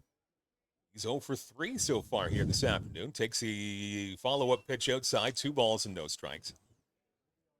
Win at first, 2 out. Top 6 in a 2-2 tie. Richardson looks over to first a couple of times. And the pitch outside and high. Just going to mention that. We were talking about that earlier. He looked, and he looked back to the plate, then he stopped and looked back. That's how you can gain an equalizer with a runner. It's an important run. Joe up 3 balls and no strikes. Now he takes the pitch right down Broadway. 3 balls and 1 strike on the center fielder for the Baycats this afternoon. After a 4 RBI night last night. Here's a 3-1 from Richardson. This tails inside and low. That's going to be a walk, ball 4. So Ejo strolls down to first. And McGuinn will move up to second base. So a runner in scoring position now for the Baycats. Remains 2 out for McGarry Doyle. I hate to put a runner in second base in scoring position, but maybe that was a good break in a way, because Ejo is certainly an effective hitter. At a lefty against lefty, this next batter. Richardson He catches the outside corner. Strike one on Noel McGarry Doyle, the right fielder. Hit by pitch and a walk back-to-back. 2 on, 2 out. Up 6. Here's Richardson's pitch, and this one a little bit too far inside. 1 ball and 1 strike.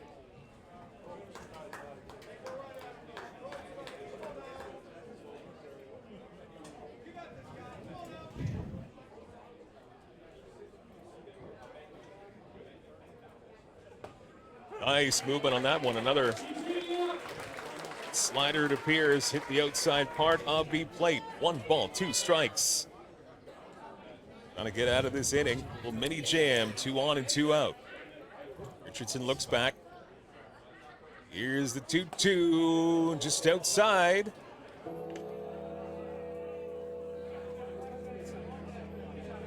Curveball would be really effective, I think, in this situation. Go down the outside corner. Pardon me, it's 2-2 right now. 2 out, 2-2 pitch. There it is. Nice movement, but he does not get the call. That was a tough one, really tough one to take. And it just did not get the call. Really tight breaking curveball, but really effective against a left-handed batter. Count is full, 3-2 pitch. Did he go around? Yes, he did. 3. And a huge strikeout.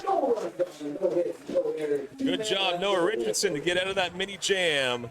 No runs, couple left on. We go to the bottom of the 6th in a 2-2 tie. Big Cats and Barnstormers. You're watching Barnstormer Baseball from Fergie Jenkins Field, presented by Canada Essex Mutual Insurance, Ontario's trusted insurance provider.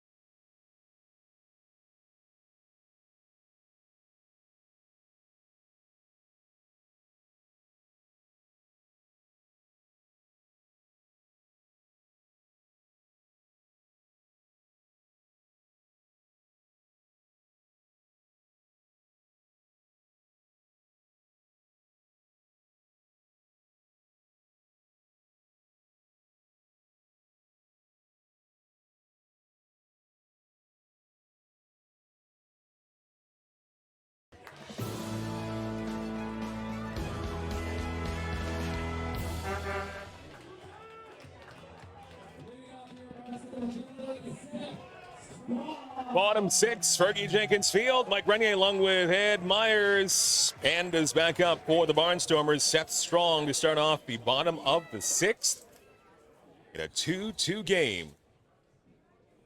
First pitch high and away for ball 1. Wes McDonald, Brad McDonald, your producers this afternoon. Dan Dominguez, your statistician. All here this afternoon on a Saturday, and there's a big swing by Strong. Right out in front of it a little bit. And a foul along the right-hand side. 1 ball and 1 strike. Reached on an error. And a long, long home run just fair to right field. Officially 1 for 1 in the afternoon. 1-1 pitch is in the dirt. Did he go around? Didn't look like he really offered it, and he did not. Says the third base umpire Dana Case this afternoon.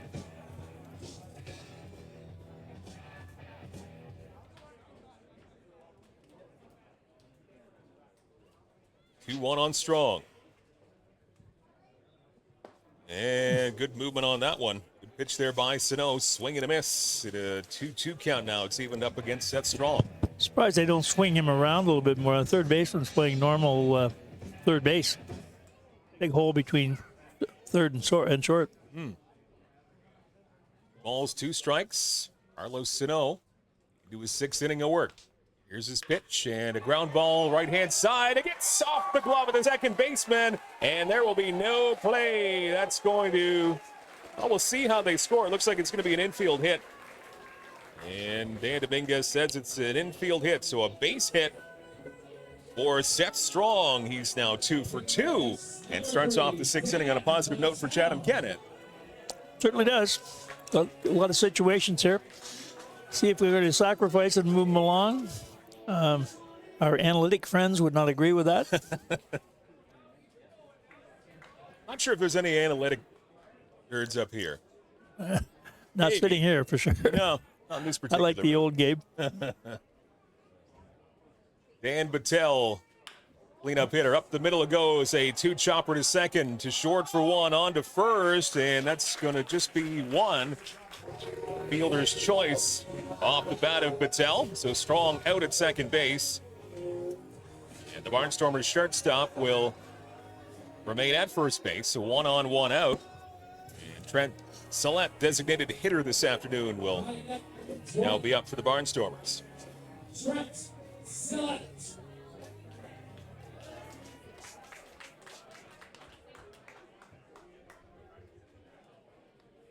Wide out to right field his last time up. He's 0 for 2. Also lined out to third base earlier on in the game. First time up in the 2nd inning. And this one floating inside, gets away from the catcher all the way to the backstop.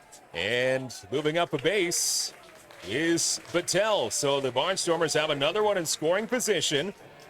Nice little gift there from the pitcher Sano for the Barnstormers. So again, that puts some more energy into the ballpark here. As good as a butt. Moved him up. Scoring position. See if we can get a single. RBI opportunity here for Trent Sillett. Holowick on deck. Sano with the pitch and some good movement there. Swing and a miss. Pitch fell out of nowhere. Went straight down. That's where he's had his best movement so far this afternoon, with that bottom dropping out of it. 1 ball and 1 strike on the designated hitter for Chatham-Kent.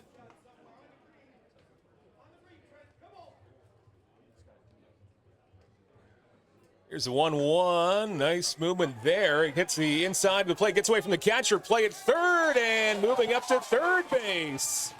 Good base running from Battelle. It's a called strike, but the Barnstormers will take another extra base here. Really can't tell whether that is a curveball that he's throwing or it moves like a split finger. It's dropping straight down, but I said we can't pick up the rotation or lack of it up here. So now 1 and 2 on Sillett. Battelle at third base for the Barnstormers in a 2-2 game. Pitch is inside and a bit high. 2 and 2. As the Barnstormers look for their first lead of this baseball game. Big moment here for Sillett. Holowick on deck. 2-2 pitch. Oh, ball 3. 3 balls and 2 strikes. Pitch count getting up there now for Sano. Probably pushing 90 pitches. He started the inning at 80, 81, 92. 92 pitches now. And Dominguez, our statistician, right there with the answers. 3-2 is the count on Sillett. Pitch is fouled off. Another rocket off the bat of Sillett. Still got good speed. Approaching 100 pitches in the afternoon. And you're right, doesn't look like he's lost any edge. No. Interesting, the catcher, was it Plimpton? Plumpton was He's warming up the pitcher in the bullpen. Whoa. And he's got his right hand bandaged, catching the ball with his left hand, tossing it to the coach who's throwing it back to the pitcher warming up. So, truly injured. It's what you call a warrior. Yeah. He's a And warrior. teamwork. Yeah, that's right. That's a walk for Trent Sillett. That was close to his noggin. But he takes it high and tight. Ball 4. He goes to first base. So there's Barnstormers at the corners, and still just one out. Anthony Polowick will come up now. He's 1 for 2. He walked in the second. And a fly out to center field his last time up in the 4th. Now gets another turn in the 6th inning. Now conference, fairly quick conference at the mound. It's what makes baseball interesting when you think of the possibilities to get that run in. You're looking at something even like a safety squeeze. Get the ball down and get the runners moving. Delayed steal to second base or a hit and run, that sort of thing. Left-handed batter against a right-handed pitcher. Possibilities exist. Here's Anthony Polowick. He takes the first pitch in the dirt. Ball 1. Each team with 2 runs, 4 hits, and 1 error. Identical box score for Barrie and for Chatham-Kent. Polowick up. 2 men on at the corners. And just 1 out. Ball 1 the count. Sano, this one in tight and low. And a good hitter's count here for Polowick. 2 balls and no strikes.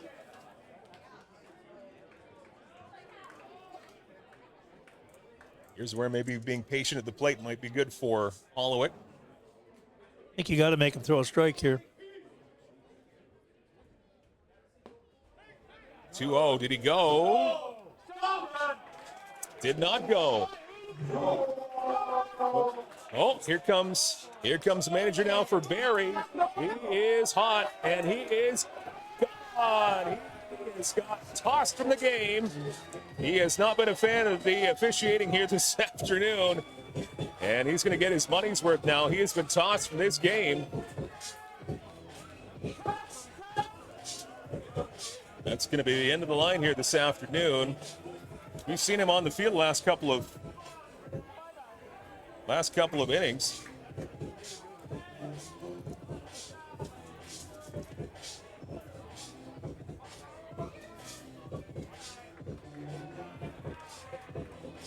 Three balls and no strikes.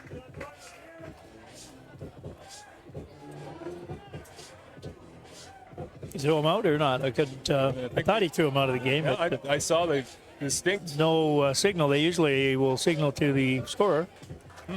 I saw the distinct heave-ho that he gave the manager as he came out.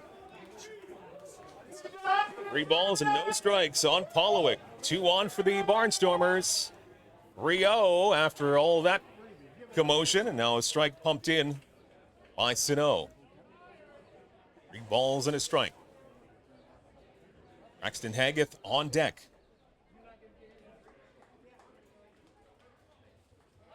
And now a throw over to first base. Scampering back quickly is Trent Sillette. Pitcher's thinking because a 3-1 count, it's a good opportunity to get things started by moving towards second base.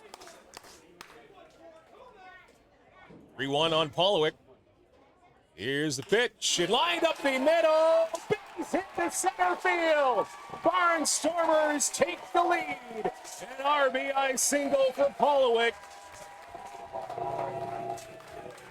As Patel comes in to score, it's 3-2 Chatham-Kent.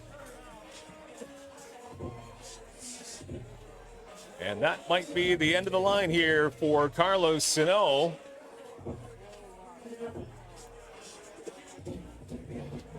Taking the slow walk to the mound. Looks like that's Josh Matlow.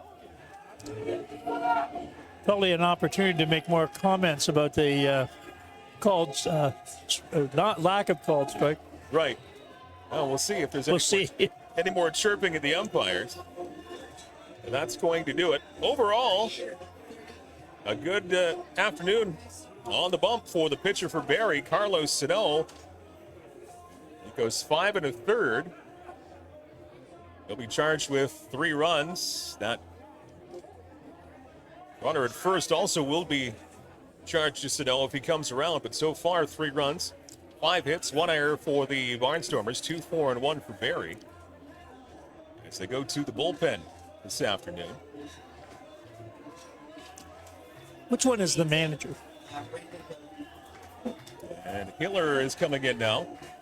Looks like no number on the gentleman who's at the mound. It's number 18 on their shirt. I don't have it on our. This is where we ask our friends in the Barrie area to answer some of our questions. Yeah, I'm that not we sure if might that. not be well versed in. Here. I'm not sure who was ejected, whether it was the bench coach or the manager. It looked like the manager was the one who came in to This is do the pitching change. Well, We'll get our I team on it, which also might include Baycats fans. well, that's Matt Lowe on the back of his jersey, and he is the president, general manager, and he was not the one who was ejected. No, he was not. So I'm wondering if it was Andrew White, who was the bench coach, third base coach. Not sure. Try and get some answers here, but second pitcher of the afternoon here for the Barnstormers. Pardon me, the Barrie Baycats. 38 now into the ball game. Brandon Hillier from Orangeville, Ontario, taking over on the mound. So Hillier on the mound.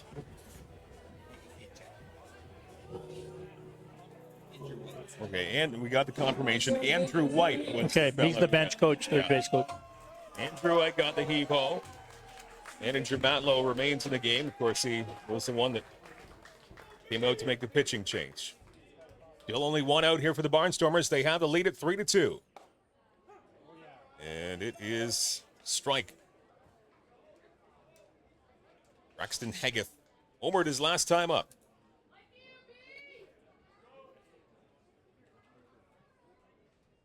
Also got hit into a fielder's choice early in this game. This one is a high fly ball to center field, fairly deep. Center fielder with a beat on it, back to the wall, and it is off the wall. Extra bases for the Barnstormers. Here comes another run, and a triple. Hard. Oh, sorry, a single. I have obstructed. That's the wrong guy. Pardon me, that was a long single. He had to wait. But a runner comes over to third base. I thought he was moving awfully quickly to get to third base that quickly. When the runners had to hold up in case he caught the ball. It looked like he might, and Haggett had no place to go. An RBI single. So they gave me obstructed seats for this this game here, so pardon me. Single for Haggett, drives in a run. And Polowick is the man who winds up at third base. So a long single, but Haggett will take it. And the Barnstormers lead extended to 4-2. Greg Kemble now up at the plate for the Barnstormers. The catcher this afternoon takes the first one in for a strike. Brandon Hillier on the mound now for the Baycats. 0-1 rides high and outside. Let's stay out of the double play in this situation. That runner at third would, it's a very important run.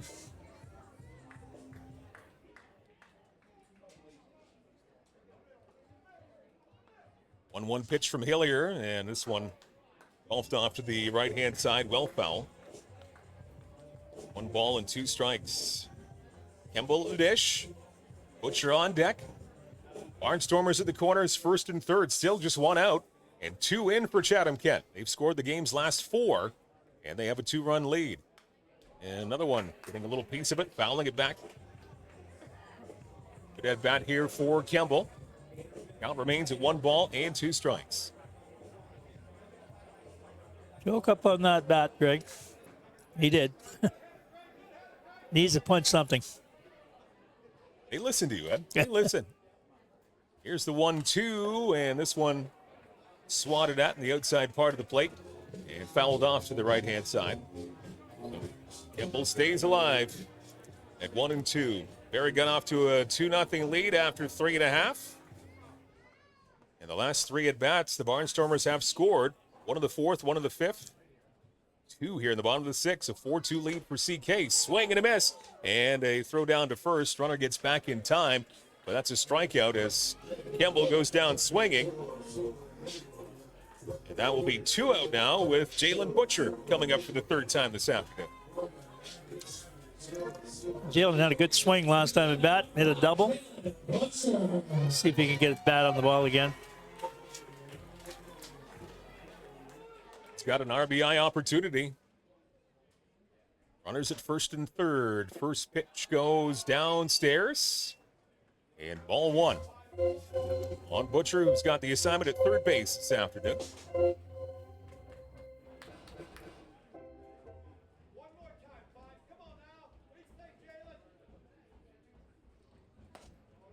This one. You don't want to kill an inning, but I'm curious to see what would happen if the runner at first, Agatha breaks for second. Thoughts of a double steal, maybe? It works sometimes. 2-0. Count on Butcher. Gets his bat on this one. Fouls it off. 2 balls and 1 strike. Yeah, if the first guy in first base can occupy enough time to get into a bit of a rundown, runner at third has a chance to score. 3 singles and a walk this inning for Chatham-Kent. Swing and a miss. Mighty swing there by Butcher. Now that evens up the count. 2 balls and 2 strikes.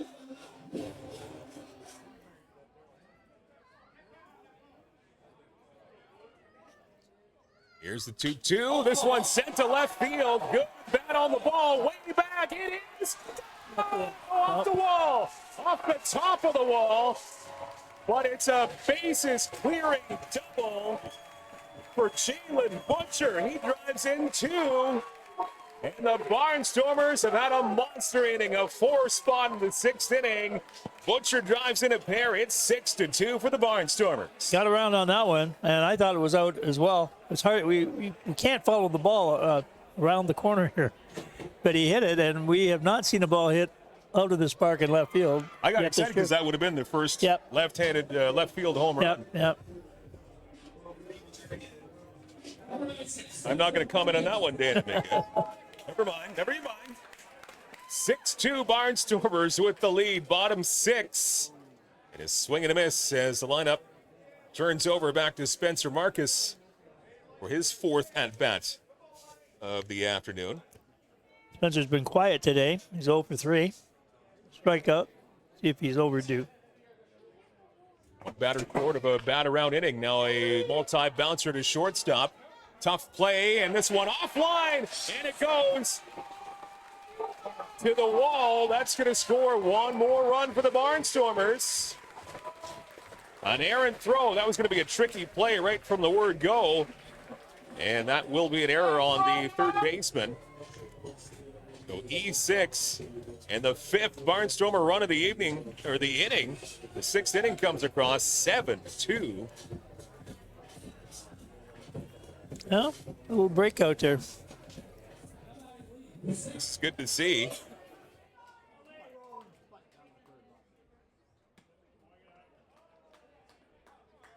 Now Lee Casera steps in for the Barnstormers. Center fielder. He's 0 for 3, looking to get something going offensively for himself. Trying to keep this thing going.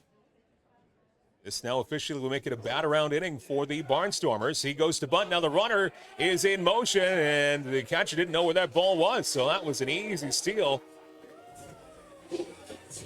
Easy steal there for Marcus. You notice, I think Butcher made that play by the shortstop a little difficult, because he sort of screened him. Of course, if the ball hits him or interferes with the shortstop, he's out, but he waited until the ball just got by his lead leg. Then he passed the ball, but I think he might have been screened a little bit. Slowed him down making the play. Off the end of the bat, up the middle, and nice play by the shortstop. He has to hurry, and he's safe at first base. And now thinking about heading home, and better to turn back to third base is Marcus. He'll hang on at third. Safe at first is Casera. Hit or error, Dan? That's going to be an infield single. Lee Casera's at first. Here comes the 10th batter of the inning. First time we batted around. A bat-around inning and more here. And here's Seth Strong. He singled. He started off this inning with a single. He's got 2 men on. Another RBI opportunity. He lays off the first pitch, rides low, ball 1. And is that a home run? And he's singled in this inning. Officially 2 for 2. He's also been on base on an error.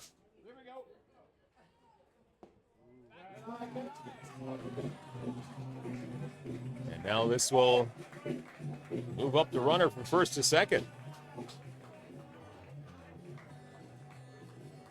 Everything going right for Chatham-Kent in this bottom of the 6th. 5 have come across so far. It's 7-2 lead for Chatham-Kent. Now they're just going to put Strong on, intentionally walking the first baseman. So now he is singled and walked in this inning alone. And now they'll take their chances with Dan Battelle. His second at-bat of the inning. The 11th Barnstormer to come up to bat in this 6th inning. 5 are in. Barnstormer's up 7-2. First pitch finds a strike zone. Strike 1 on Battelle. He's walked. Flew out to center field early in this game, and in this inning, fielder's choice to second base, taking this pitch low for ball 2, 2-1. Bases loaded to Barnstormers. 1-1 the count.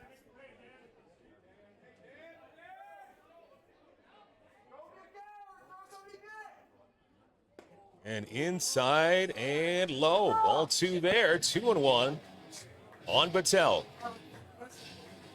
Trent Sillett waiting on deck.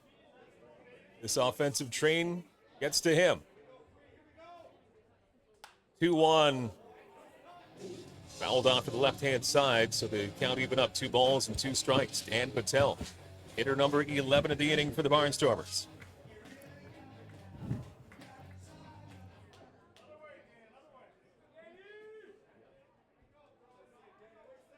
Here's the 2-2 pitch. This one up the middle, off the glove, and into center field. A base hit. 1 run in. 2 runs in. A 2-run single up the middle for Dan Battelle. 2 Barnstormers in the bottom of the 6th inning. And that's going to be the second trip to the mound for a pitching change for manager Matt Lowe, the Barrie Baycats. This is good to see for the Barnstormers. We haven't seen this year. I was just thinking they're finally having fun playing baseball. Yeah. They've been pressing so hard and trying so hard that it's affected their performance in some cases, and they look like they're finally broke out. Second pitching change of the afternoon, or second pitching change of this inning for Barrie. Called the bullpen by our good friends at Batter Bus. We say hello to Batter Bus this afternoon, the official transport of the Chatham-Kent Barnstormers.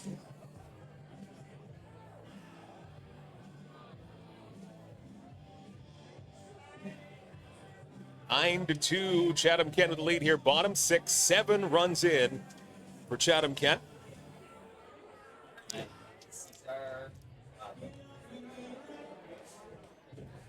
Cesar Rosado from the Dominican Republic, number 39, now comes in. Third pitcher of the afternoon for the Barrie Baycats. Santo Domingo, Dominican Republic, his hometown. So Rosado now has a job of trying to stop the bleeding here, and it's been quite something.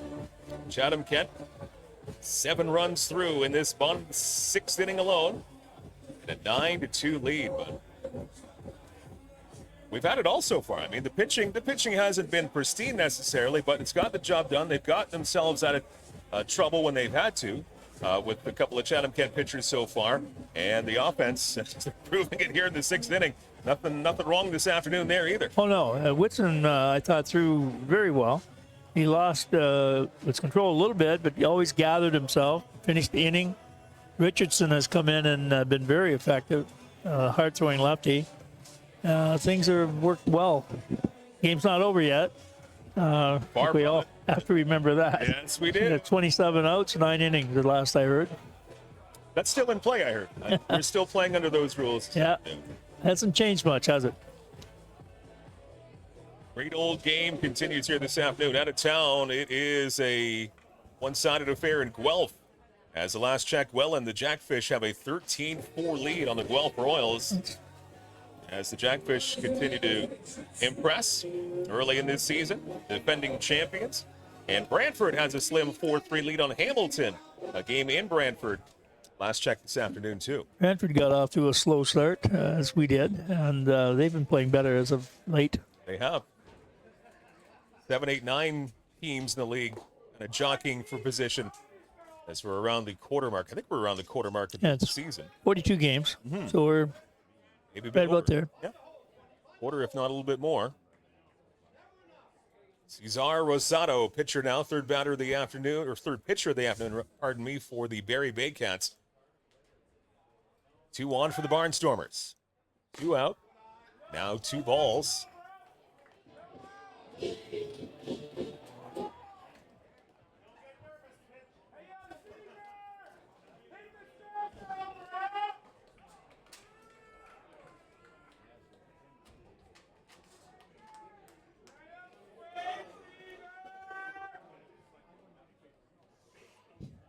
Brent Silla, your designated hitter. Second time this inning. Up at the plate. And nice movement there. Good pitch from Rosado. And he drops it in for a strike. Seth Strong and Dan Patel, they have both batted twice in this inning alone. And this is Sillett's second time up. He walked probably about a half an hour ago in this inning. 2-1 the count.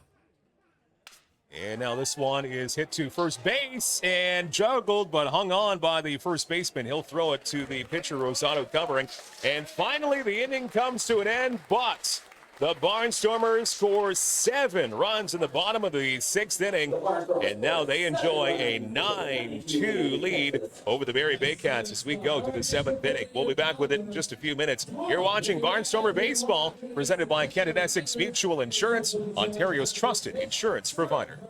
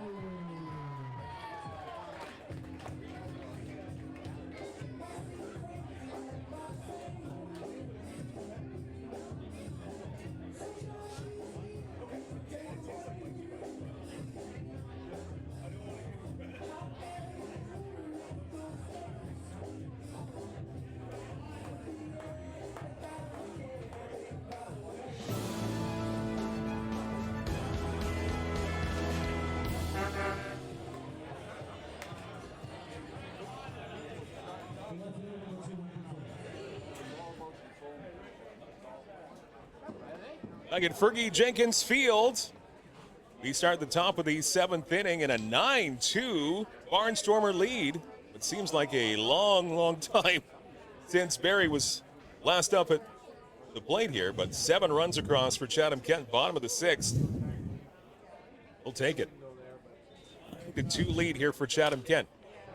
And now it's Phillips starting off the top of the 7th for Barrie. He fouls this one back.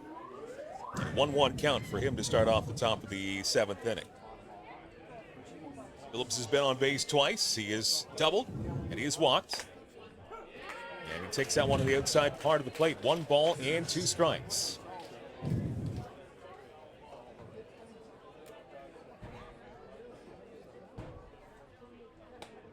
That one high and outside. That will even up the count. 2 balls and 2 strikes. Brock Whitson starting for the Barnstormers, 5 innings through 80 pitches. And now, does the batter go around? No, they say he held up. Phillips held up, so Phillips to count 3 balls and 2 strikes. He called that one a strike. There might be a little controversy. Or Richardson in relief for the Barnstormers. He throws this one high, and that is ball 4. So a leadoff walk here for the top of the 7th inning for the Barrie Baycats. Trying to claw their way back into this one. It's quite the mountain they've got to overcome. 9-2 Chatham-Kent lead as Jaco will now come up to the plate here for Barrie.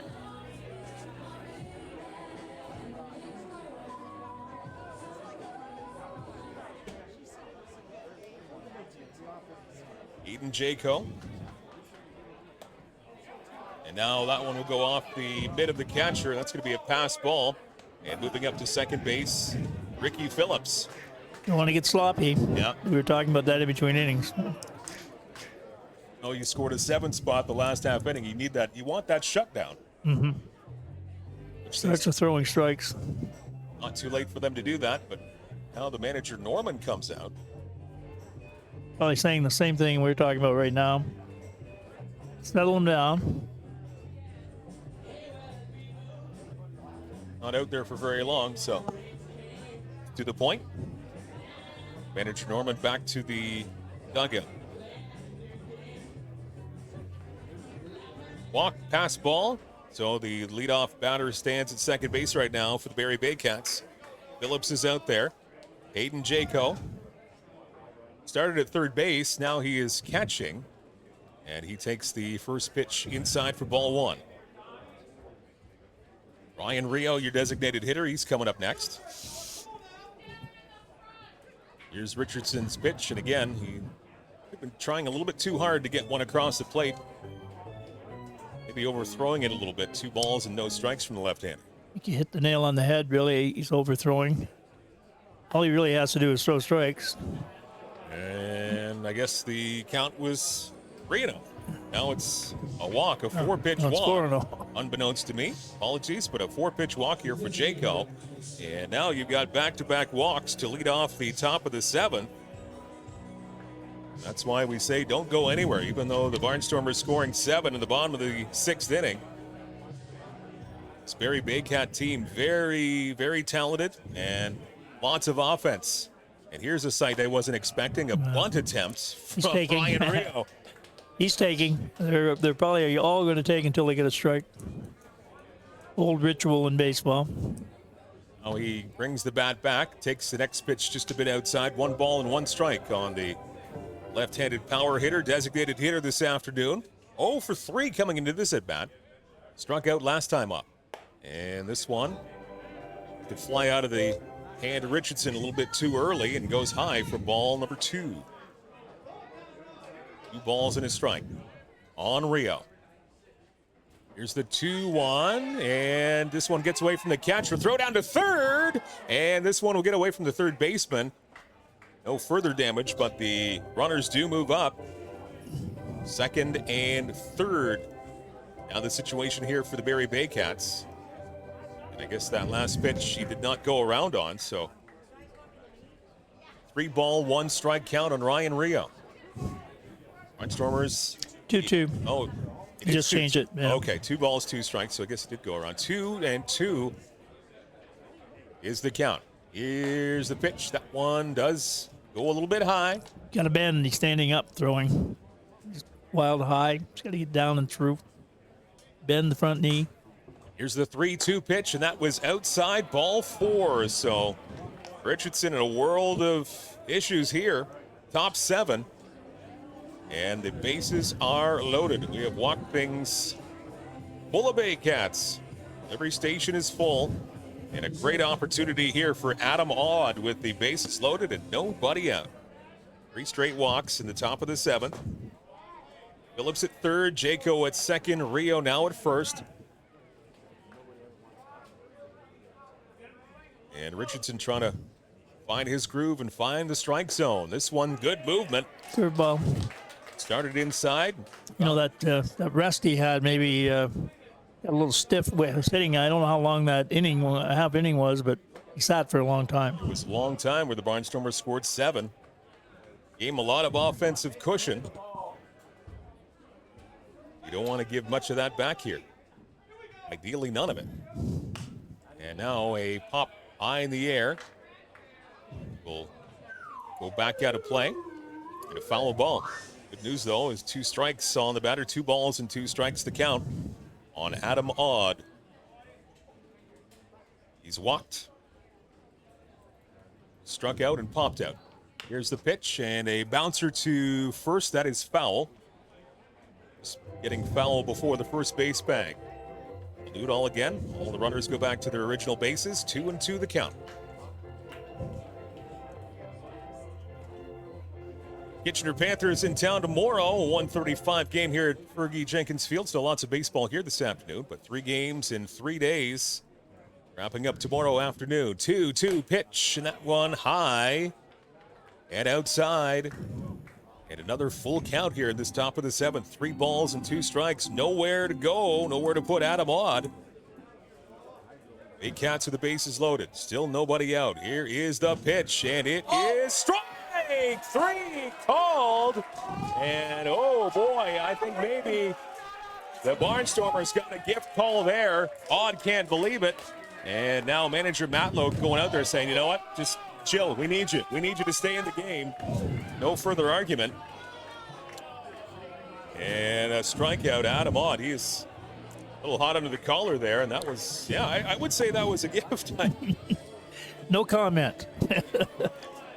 So he has struck out twice back-to-back. And I can't even remember the last time he was up now, but apparently that was a questionable call too the first time, or the last time he was up. Barnstormers, I guess, will take it. And that brings up Noah Hull, first baseman for Barrie. First pitch, a ball. A massive out for Chatham-Kent. Here's the pitch, and that one. I don't know where that one missed, but it's now 2-0. You get some calls, and then you lose some calls. So supposedly all balance out at the end of the game. 2-0 pitch, that one, no doubt about it. Strike called, 2 balls and 1 strike. I just don't want to get thrown out of the game. Think of the Ernie Harwell saying, it must have been a strike. The umpire said so. 2-1. Richardson's pitch tails outside. 3 balls and a strike. So again, you've got the bases still loaded. Nowhere to put them. Lefty on lefty. Noah Hull to plate. Here's the 3-1, and he has a big swing. This is popped up in the infield. Moving over, second baseman, and the right fielder now coming in. He will make the catch. Called him off. That's good. Guy moving forward should have the right away. Spencer Marcus puts that one away, and that is a monumental out. Jammed him, popped it up, and Marcus comes in a fair bit from right field to make the catch. Still not out of the woods yet by any means, but bases remain loaded. 2 out now. And that will bring up Orchard for his second at-bat. That one trails outside. Ball 1. Hull now 1 for 4 in the afternoon. That one catches the outside part of the plate. Nice fastball. And Orchard now with 1 ball and 1 strike against him. Richardson trying to battle out of this inning. Another nice movement on that pitch. Well, he's still got some good movement. He pours that one in 1-2. Crowd now getting behind their pitcher. On Same Orchard. pitch. Here's 1-2. The pitch is outside, trails outside. 2 balls, 2 strikes. 3 straight walks to begin the inning. Bases loaded, nobody out for a time. And now back-to-back outs. Bases loaded, 2 out. Richardson. A 2-2 pitch, and that one in the dirt and low. Catcher not exactly sure where it was to start off with. Campbell does find it. Riggs had a tough inning. He's been working, that's for sure. They put him to work. Here's another 3-2 count. Bases loaded. 3-2 pitch, and this is inside and low, ball 4. And that will walk in run. And the Barrie Baycats have their 3rd run of the afternoon. They're within 6. It's 9-3 for Chatham-Kent.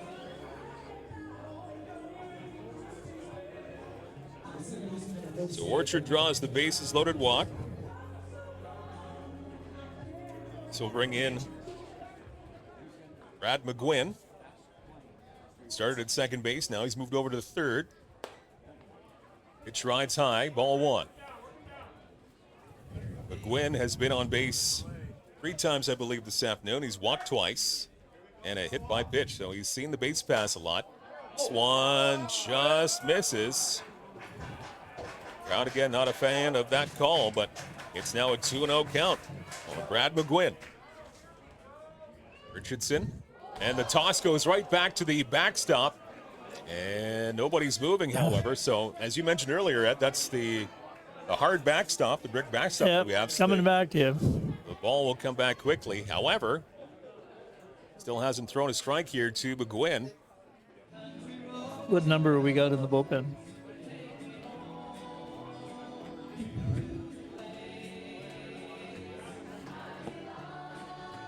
So now we do have some action in the Chatham-Kent Barnstormer bullpen, as Richardson has seen a battle in this inning, the top of the 7th. 4 walks in the inning. 1 has been walked in. He does have 2 outs. And a 3-0 count here to Brad McGuinn. Barnstormer bullpen does have some action. 3-0, and again, another one in the dirt. It looks like the release point for Richardson is just not where it needs to be. It's all over the place. Yeah, so another bases loaded walk. That's the 2nd straight one. And now that's a 4th run across to the inning for the Barrie Baycats. They're within 5, 9-4. Barnstormers have the lead. Oh, some nervous times because you still have the bases loaded. And the tying run of now is all of a sudden on deck. And you've got the scary Joe. Yeah. Leadoff man is up now for the Barrie Baycats. And E.C. Joe. He walked his last time up. There's a strike. Hopefully gets a bit of confidence for your pitcher, Richardson. Yeah, it's like cat and mouse, right? They're waiting, taking to until they get a strike. And he's having trouble throwing a strike. Here's the 1-1, and he gets the call on the outside part of the plate, just shaving that outside corner. And maybe some further confidence here to maybe finish off Ejo. A 1-2 count. Bases are loaded. 2 in, 9-4 game. 1-2 pitch. And a foul off. And the tension remains. Ball and 2 strikes. Never count out this Barrie Baycat team. Here's the pitch. A liner to second. By the second baseman. He saw that one all the way. And a nice catch by Polowick. Finally ends at top of the 7th. 2 runs in for Barrie. They leave the bases loaded. And the Barnstormers escape with a 5-run lead as we go to the bottom of the 7th inning. Let's do a 7th inning stretch. We'll be back in a moment. It is Barnstormer Baseball presented by our good friends by Kent and Essex Mutual Insurance, Ontario's trusted insurance provider.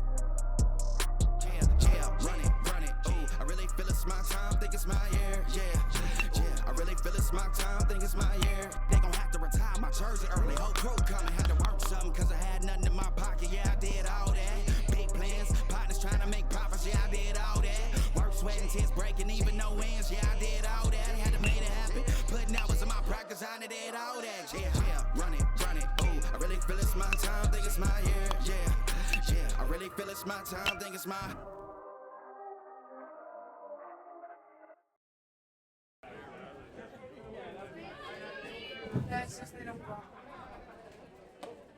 Back at it, bottom of the 7th inning after our stretch. Mike Grenier along with Ed Myers and the rest of the crew up here. Thanks for joining us on a beautiful Saturday afternoon. 9-4 Barnstormers with a 5-run lead. And that one somehow misses the mark. As the Barnstormers back to bat here, bottom of the 7th inning. Typical baseball fashion, the guy who makes the third defensive play of the game is the first batter up the next inning. This goes outside and low. We've seen some really spectacular plays in the field for the Barnstormers today. 15 batters last time around in the bottom of the 6th for Chatham-Kent. Barrie getting 2 back. It's a 9-4 game. This one is low in the dirt. 3 balls.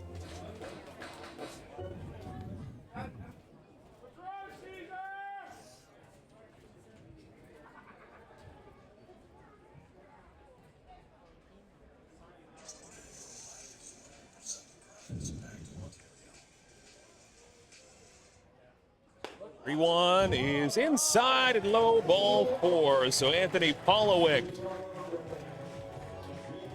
draws a leadoff walk.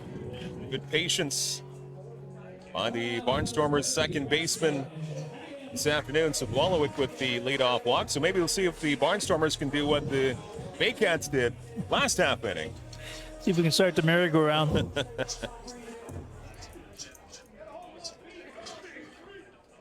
A walk for Polowick. Braxton Haggith now up for the Barnstormers. Bottom 7, 9-4 Chatham-Kent. This one is low.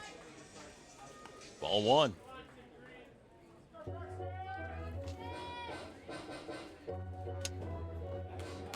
Cesar Rosado. Third pitcher of the afternoon for the Baycats. 1 ball, no strikes. Now this one rides inside. 2 balls and no strikes. Braxton Haggith. Last inning in that 7-run go-round for the Barnstormers. Had an RBI single.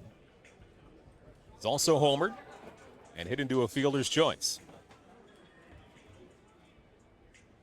Enjoys a 2-ball, no strike count. Sato set. And now he gets an inside-out swing to second base, and now the second baseman drops it, and this is going to be nobody out, and a throw that's wild to first base.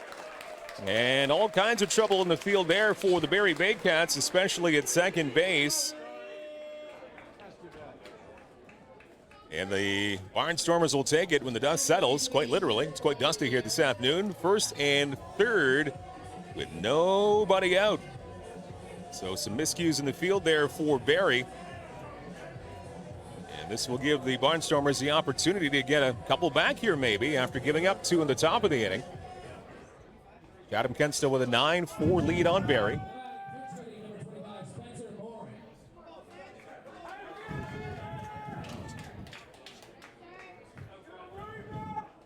Here's Moran. He'll bat for Kemble. And Moran will take one in for a strike in the inside corner.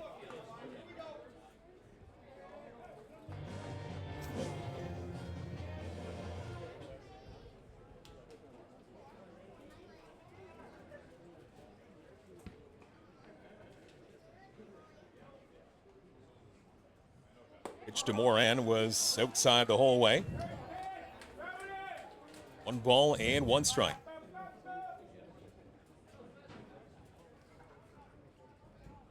Moran with a night off last night, so looks like it's his first time in the box this homestand. Continues tomorrow afternoon. Kitchener in town.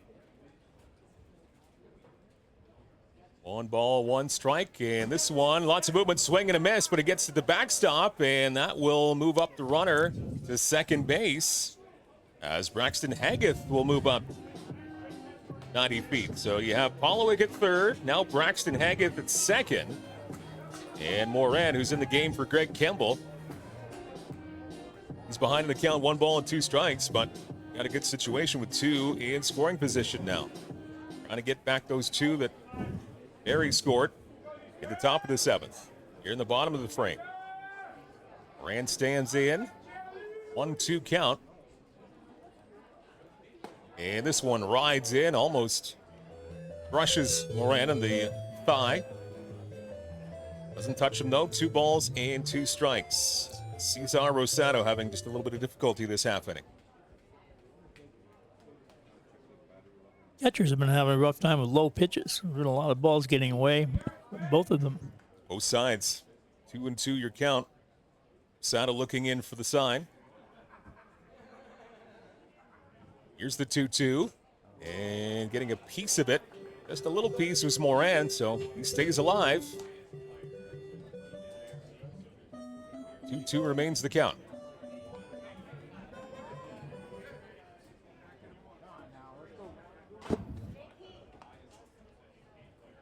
Cesar Rosado.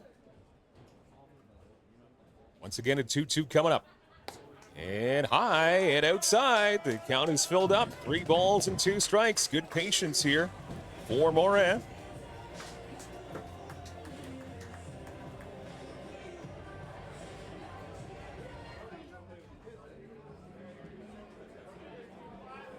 Barnstormers trying to take advantage of this opportunity here. Moran with the full count. And the 3-2 outside gets away from the catcher. And this might lead to a run, and it does. It's a walk, and the wild pitch will score a run. Pollowick comes in, and the Barnstormers lead it 10-4. They get one of those runs back. Well, you suggested it. Let's try the merry-go-round approach, and it's worked its way into our plans. Just keep the line moving. Keep the line moving, and the Barnstormers trying to get their second consecutive big inning offensively.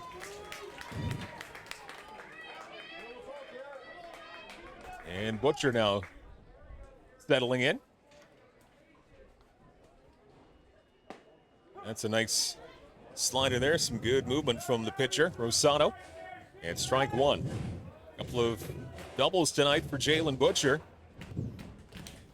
Big blow last inning, part of that 7-run uprising, a 2-run double last time up. The RBI opportunity here. Runners at the corners. Still nobody out. Strike 1 pitch. Swing and a miss. Big whiff with that one. He took a big. He had thoughts of hitting that ball left field again. Took a good swing. Had a good day at the plate for sure. Many Barnstormers have. Not all of them. In a 10-4 lead. Here's the 0-2. Nice movement. Strike 3 called. Can't get upset at that pitch. That had lots of movement on it and caught a fair bit at the plate. So 3 pitches, 3 strikes. Down goes Butcher for the first out this bottom of the 7th inning. You know, young players, men on first and third, all you got to do is move the ball to the right side of the diamond, hit the ball, get a run in, take them one at a time.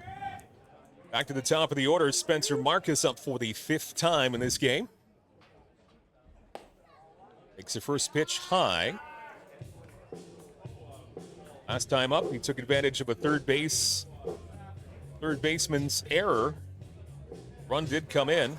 He's had a couple of groundouts and a strikeout, so Spencer would love a base hit here. He would get another run in. 6-run lead for the Barnstormers, 10-4. This one, swing and a miss. Of the 10 that have come through for the Barnstormers, 4 of them unearned. Well, they've been able to take them however they can get them today. Offensive uprising this afternoon. On just 9 hits, 10 have come across. 1-1 to Marcus, and Spencer Marcus takes that one, I guess, a little low. Again, some good movement. Slider. Yep. Good east to west movement on those pitches from Rosado. Marcus will take it. 2 balls and 1 strike. Lee Cusera on deck. Here's the 2-1, and this is sent to right field the other way. Maybe a sac fly opportunity. Camping under it, making the catch. And now holding tight third base. Maybe thinking better of it. Probably the right move. And Haggith stays put. The runners remain at the corners, first and third. After that fly out to right. It's not produce a run.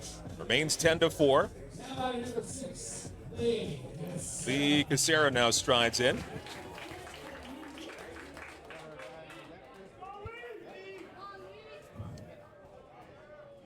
He singled his last time up. Part of that huge sixth inning where the Barnstormers scored 7 runs.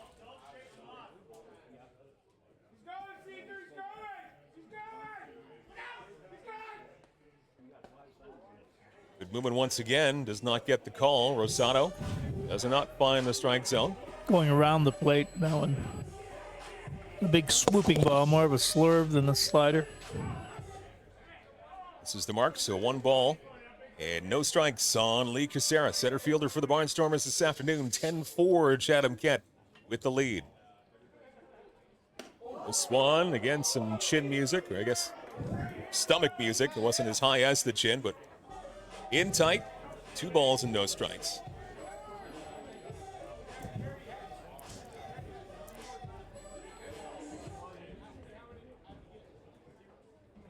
Barnstormers trying to get at least 1 more through here and restore their 7-run lead that they had going into the 7th inning.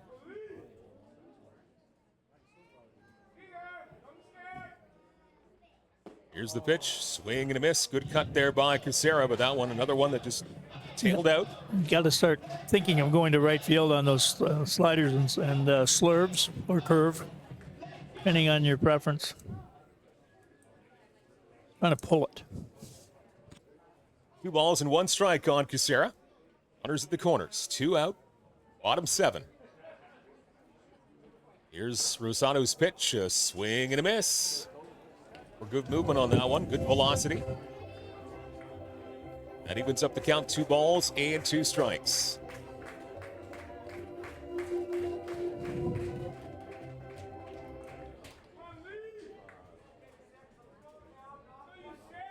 Rosado looking in. 2 balls, 2 strikes, 2 out. 1 run in. Sarah looking in. And the 2-2 with runners on the move and getting a piece of that one. And fouling it off, Cusera, so the runners have to retreat. Fans are like they're waiting for a storm. It's absolutely quiet here. It got really quiet all of a sudden. They are invested into this one. Maybe the top of the inning got them a little concerned. Well, they had a nice 7-run lead. And a couple come back there for the Big Cats in the top of the inning. Barnstormers getting 1 back this half inning. Swing and a miss. And a strikeout from Cusera is going to end it. But the Barnstormers do get 1 back. They've now had 4 straight at-bats with at least 1 run. And they enjoy a 10-4 lead over the Barrie Bay Cats as we go to the 8th inning here at Fergie Jenkins Field. You are watching Barnstormers Baseball, presented by Essex Mutual Insurance, your trusted insurance provider.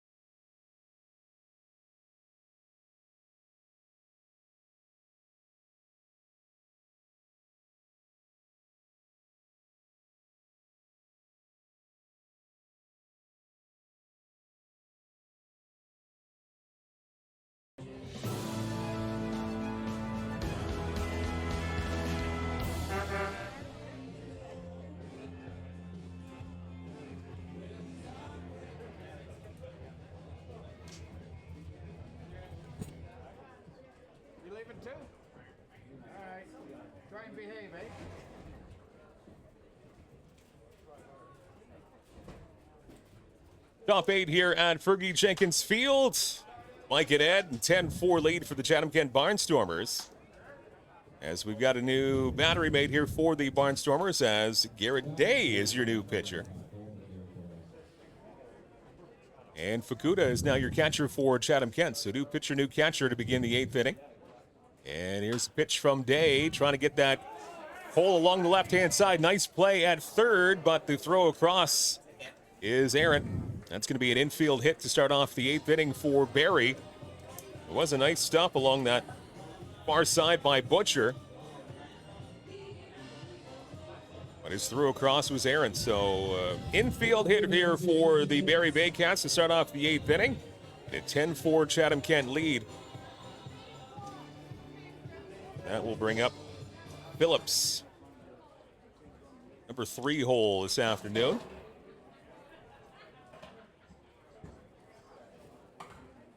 He walked last time up. Runner goes to second. Throw down is a little bit late. But a half stride in there. And a stolen base for the Baycats. Stole that one on the pitcher. 5 steals for Barrie this afternoon.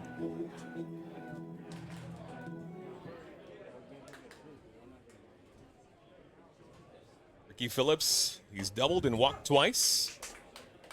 Takes a pitch in for a strike there. 1 ball and 1 strike. Garrett has a history of throwing a lot of strikes. He's been in a couple of closing situations so far this year. Has an ERA of 0.00. I want to keep that going for as long as you can. An interesting athlete. He's an excellent golfer. Attended Wayne State University, a scholarship. I know at Maple City, I think his best round is 62. That's my score after 3 holes. When you hit 62, you go home, right? It doesn't matter how many holes you put. That's right. Usually it's me frustrated. 2-2 on Phillips. Runner at second. Here's the pitch, and that one tails outside just a bit. And a full count of 3 balls and 2 strikes. Phillips up last inning. He began the 3 straight walks. Led to a couple of runs in that inning for Barrie. Here's the 3-2 pitch, and fouled off of his shin, I believe. Getting a piece of it, staying alive, 3-2.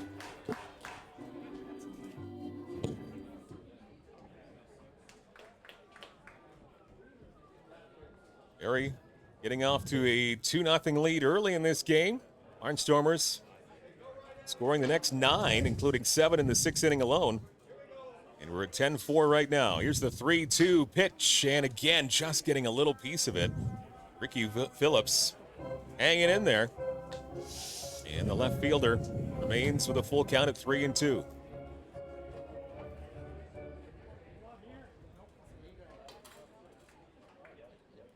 Another excellent crowd here at Fergie Jenkins Field. 3-2 pitch, a line drive to second. Nice snag. And on to first, dug out nicely by Seth Strong, having to stay with that one the entire way. So full marks for both second and first baseman there with Polowick and Seth Strong. Yeah, I was going to say that Polowick has made a great play, and he sort of rushed the throw. He really didn't have to rush it, but our athletic first baseman there made a great play. He stays down on everything. That will move Doyle up to third base. They've got a runner at third and 1 out. First pitch in for a strike to Hayden Jaco, number 55. And the run at third base means absolutely nothing at this point in time. Need an out. It's the most important thing right now. Get 5 more of those. And jammed him. And on his fist a little bit, he fouls it off. 2 walks for Jaco today, and a hit by pitch, so he's seen lots of the base paths. Day ahead in the count. No balls and 2 strikes.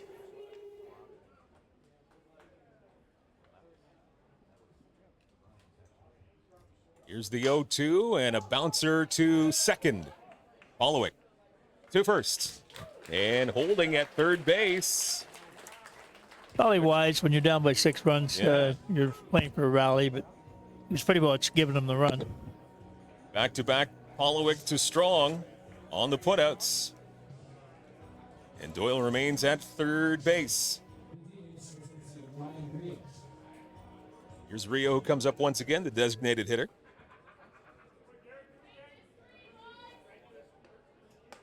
He walked last time up.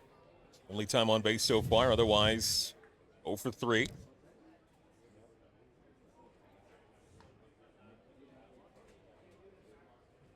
Here's the 1-ball strike, or 1-ball pitch, which is a strike, to Ryan Rio. Adam Odd on deck. And Day looking to keep him there, not see him this inning. Here's a bouncing ball, right-hand side. Nice pick by Strong. He's going to take it himself. He'll say, thanks very much, Garrett, but I'll do it myself. And that's going to do it as the Barrie Baycats strand one. And we go to the bottom of the 8th inning. Barnstormers with a commanding 10-4 lead on the Barrie Baycats. We will have the bottom of the 8th coming up in a moment. Barnstormers baseball from Fergie Jenkins Field, presented by Kennett Essex Mutual Insurance, your trusted insurance provider in Ontario.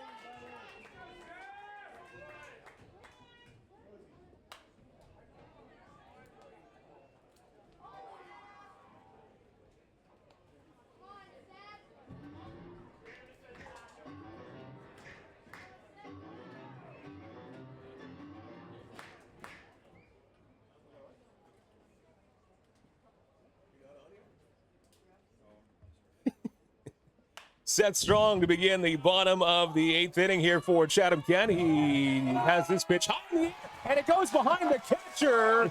And we have now seen that 3 times this afternoon, Ed. Well, wow. When you turn around and start bat pedaling, you're in trouble. Yeah. As I said, the ball is coming back, and you usually trip. That's why all the years I taught phys ed, they said never have kids run backwards. They're going to fall and break their wrist every time. It's probably an E5, I would believe. Oh, E2 on the catcher. E2 on the catcher. But Seth Strong will take it. We've seen that now 3 times in the field, all with Barrie Baycats out there.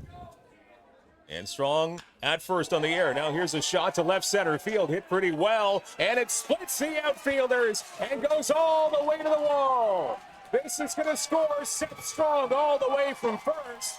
It's an RBI double for Dan Battelle. And the Barnstormers are back up by 7. It's 11-4. Well, the Panda showed he can run, too. Covered a lot of territory in a short period of time. Ball was right up the alley, and he took off on the dead run from first base. scored easily. So Chatham-Kent taking advantage of that error in the infield, and promptly Dan Battelle going the other way. RBI double, and it's 11-4 for Chatham-Kent. And 3 RBIs in the afternoon now for Dan Battelle. Brent Sillett, designated hitter now, comes up for Chatham-Kent, looking for more. Runner remains in scoring position. Battelle at second. Seth Strong already in. Now a 1-1 count on Sillett. Anthony Polowick would be next.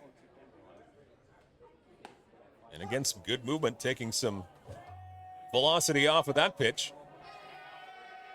Ryan Lacasse is your pitcher now for the Barrie Baycats. 4th pitcher of the afternoon for Barrie. This one, but too much movement on the outside corner. 49, Ryan Lacasse. So Carlos Sano starting. Hillier, Rosado, and now Lacasse in relief. And this one goes upstairs too much. Looking to see if he was a Windsor guy, but Lacasse Park in Tecumseh is a very prominent name, but he's from Sudbury. Just a few kilometers Yeah. north. And jams him. Here's a chopper to short. That's going to be a 6-3 putout. But what Sillett was able to do is move the runner up to third base. So Battelle goes from second to third. And Anthony Polowick now coming up for the Barnstormers. Trying to knock in his team's 12th run of the afternoon. 11-4 the score right now. People around here have probably played a lot of ball at Lacasse Park in Tecumseh, behind the old Green Giant vegetable plant or processing plant. Ho, ho, ho. They used A to little bit of call their marketing team there for Green Giant vegetables. That's what they used to call their teams, the Tecumseh Green Giants. It's one well outside. 2 balls and no strikes. The run in. So 5 straight innings now for the Barnstormers with at least 1 run. And they've opened up a 7-run lead for the second time this afternoon. That one is pumped in for a strike. And Polowick with a 2-1 count.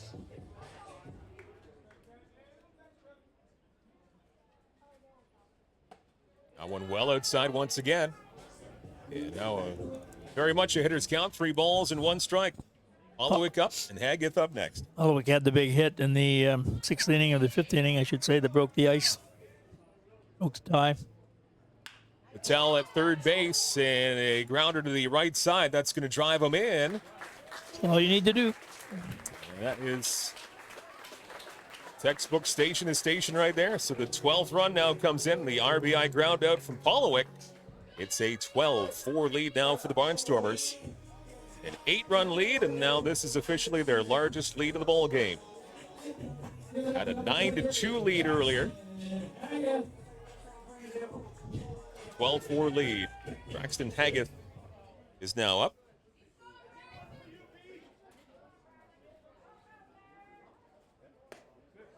Pitch is high and outside.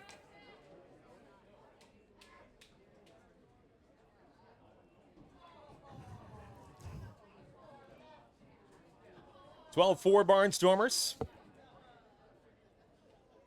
Haggith now takes this one in tight. Missing a run on the.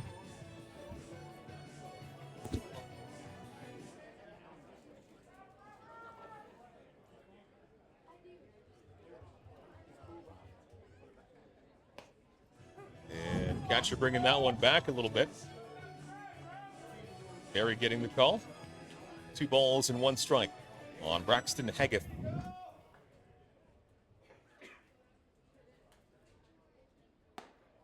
One trailing outside once again, so now 3 balls and 1 strike.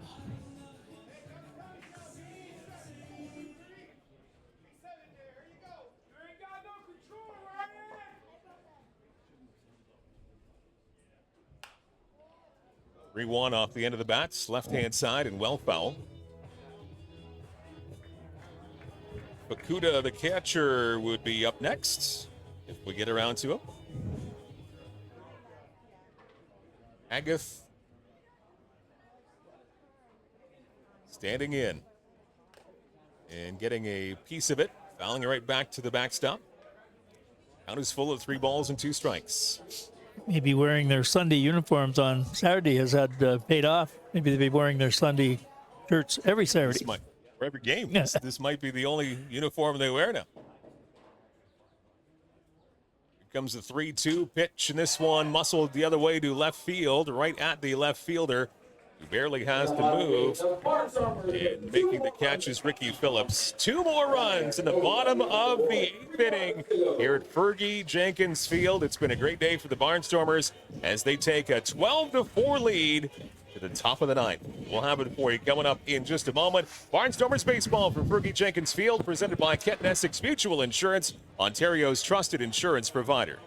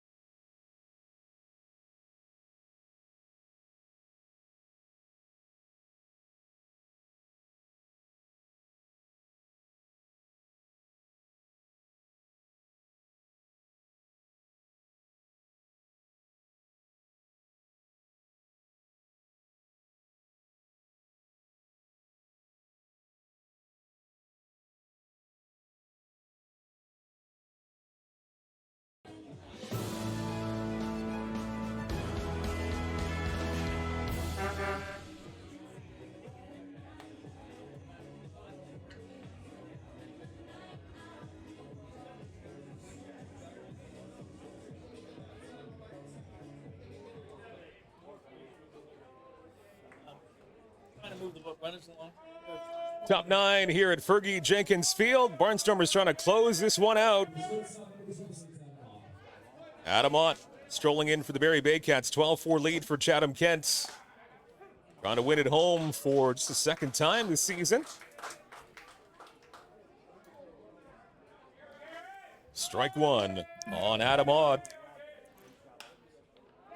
This one going the other way to left field.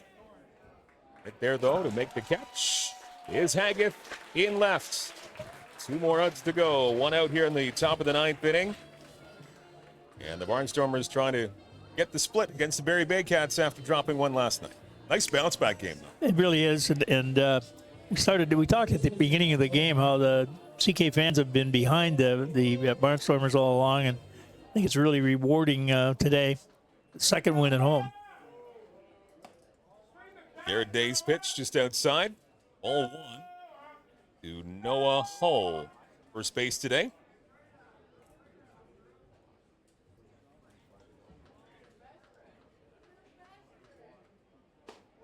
That one pumped in for a strike from Day. 1 ball, 1 strike. Noah Hull up. Richard, the catcher, on deck. Kitchener Panthers in town tomorrow. 1:35 opening pitch for Sunday afternoon. And that one just outside, just missing. 2 balls and a strike. It's by a hair. It's by a thread. CKBarnstormers.com, all the social channels. Make sure you're here tomorrow afternoon to cheer on the Barnstormers as that one's muscled the other way into left field. A base hit for Hull. The 1 on and 1 out, top of the 9th here for the Barrie Baycats.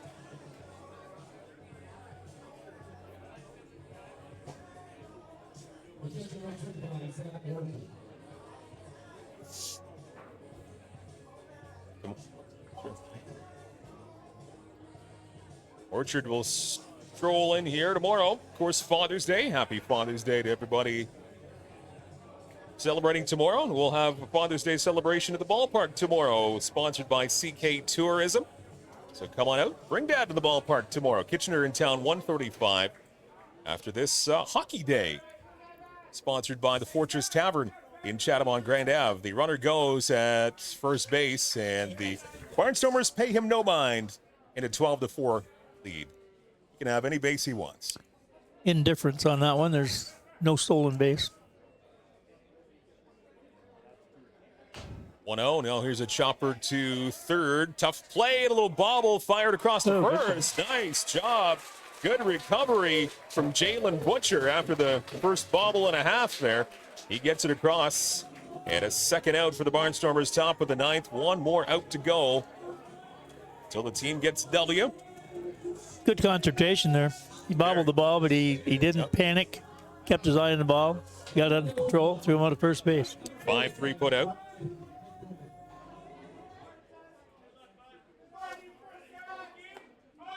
Now it's up to McGuinn.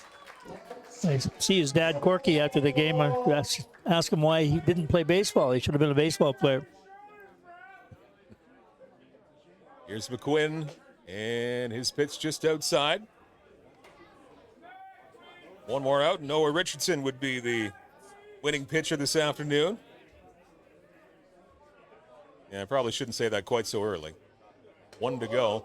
That goes way inside. Just forget what I said. I didn't say that last sentence. Can't do that. Pardon me.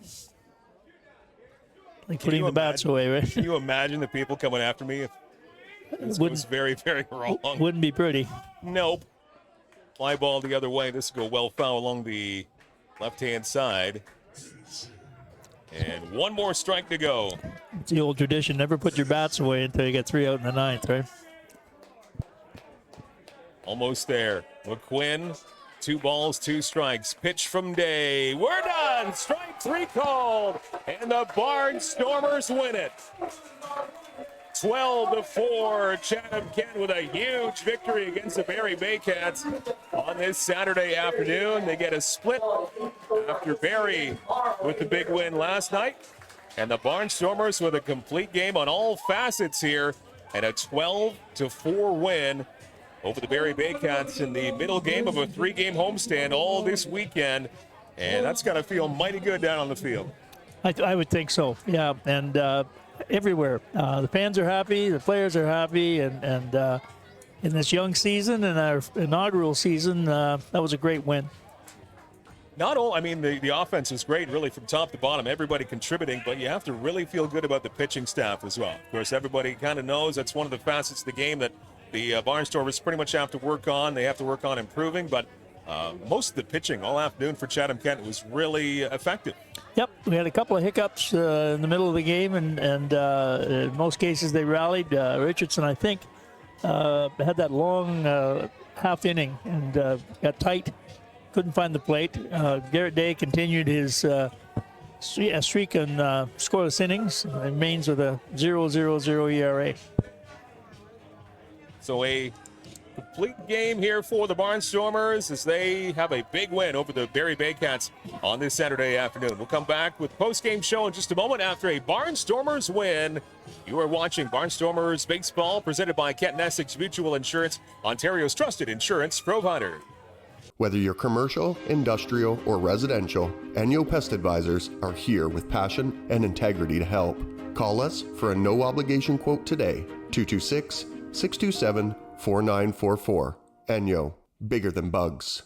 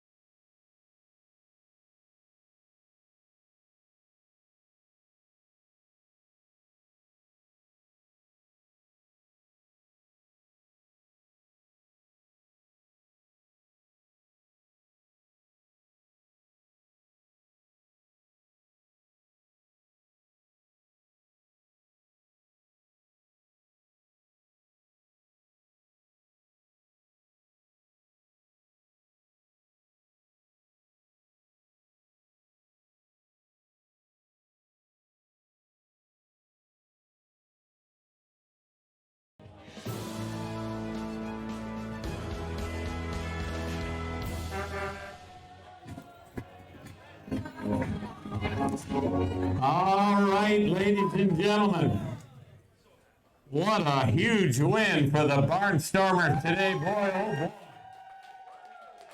The bats were cracking. Right on, Jeff. Well done. Although we got to change that Red Wing hat now. Come on now. Anyhow, listen, my player of the game is number 5 from the Maple City, Jalen Butcher.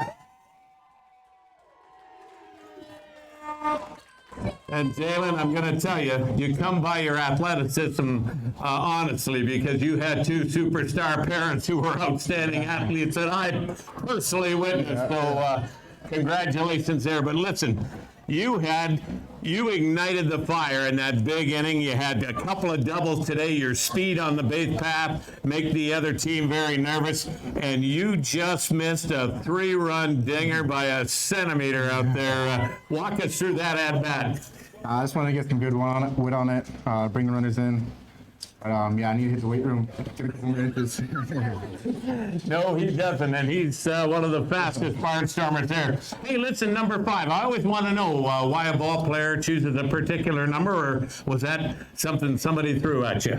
Yeah, my dad wore number 5. So yeah, I got some inspiration from him. Well, that's pretty darn good inspiration. Like I said, genetically, you got the right makeup, kid. Good gracious. Listen, you came in, you played a solid third base there today, and boy, you were really comfortable in the batter's box, and you faced 2 different pitchers and hit them both quite well. Yeah, they're good pitchers. Just had to buckle down, do my job, and put wood on it for my team.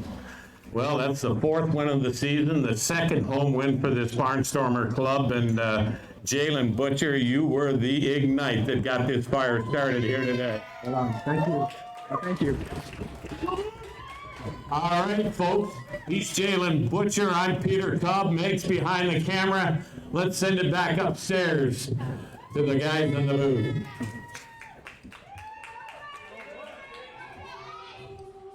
Thank you, Peter Cobb. And yeah, what a game for Jalen Butcher. What a game for everybody. But Jalen certainly one of the catalysts offensively for the Chatham-Kent Barnstormers. A 12-5 win over the Barrie Baycats, and that just has to feel good for the entire locker room and the coaching staff. Yeah, I think they turned a corner today at a point in time in the middle of this game, and Jalen hadn't had a lot of at-bats, and he certainly made his presence felt today. Played a great game, and I think the fans are very satisfied and looking forward to another game tomorrow. And we'll have it for you. Kitchener in town, 135. We will tee that one up in a moment and put this one to rest in a big Barnstormer win, 12-5 win over Barrie on this Saturday afternoon. We'll come back to wrap things up in a moment. You are watching Barnstormers Baseball from Fergie Jenkins Field, presented by Kent and Essex Mutual Insurance, Ontario's trusted insurance provider.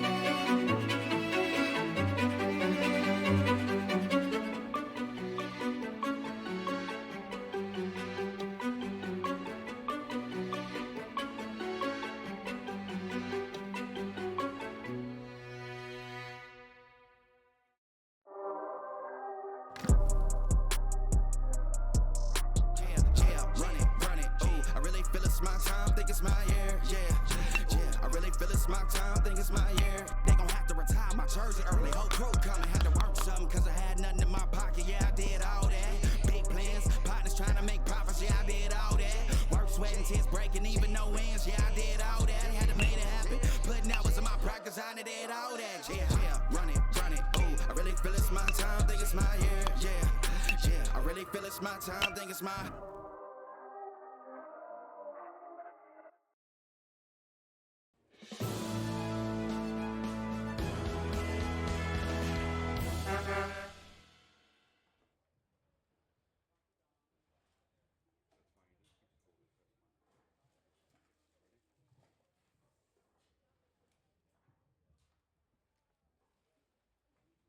1-2. All right, folks. Back down here on the field. Here with Gil Rondon. Gil, got to be happy with that pitching performance today, certainly after last night. Well, this is a game of baseball. You know, it doesn't change. Just the situations in the game are the ones that change, and you have to make adapt to the situation, and you can't get yourself too caught up in it. That's what I was trying to explain to Noah. And he told me about his friend. He has a friend that walks the sky sometimes. So today I told him that was a good idea. He showed me that guy now because I don't want to see that again. But it's just getting in their mind that if they have good arms and good breaking ball, just believe in it. And if you think you're going too fast, you just straddle the mound, and you just think to yourself, am I going too fast? Well, let me slow down a little bit. And those are the things I try to talk to all of them about. Well, and I got to tell you, you got to be quite happy with Garrett Day.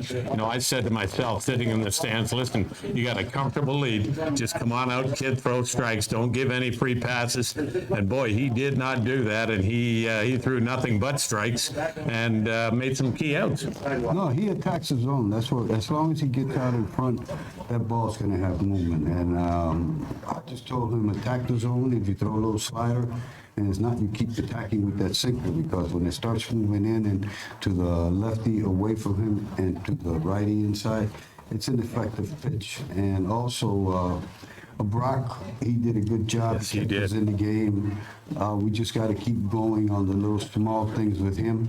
We realized between him and I that maybe starting is his position. Before he was just reliever, but he was a starter all his life. So now, the only way I find out all this is by talking to them. And when I talk to them, they let me know. I mean, they just give me everything I want to know, because that's the way it is. But sometimes I let them, go out and say stuff to make them understand. Now you see what you told me, so now you have to take that into your consideration and focus and visualize what is it you're going to do. Well, Gil, we marvel at what you've done with this pitching staff. That's the 4th win of the season for this Virgin Baseball Club, and that pitching staff is coming around, and that's thanks to you, sir. Yes, we're not going to stay stuck in 4. We're going to play baseball. We're going to give everything we got. I think they're starting to understand that. The guys on the other side, which are the hitters, they have to make things happen so the pitchers feel comfortable, and the pitchers have to come in and shut the door so they could feel comfortable, and everybody will be happy at the end of the day. Folks, former major leaguer Gil knows a thing or two about straddling the mound. Listen, we got Father's Day baseball tomorrow, and you can't beat 3 days in a row. We got lots of baseball. No, I want to thank you for that opportunity. Father's Day, happy Father's Day to all you mothers tomorrow. So we'll be all right. We'll be fine. Outstanding. All right, folks, we'll see you tomorrow, and we'll be back with more baseball momentarily.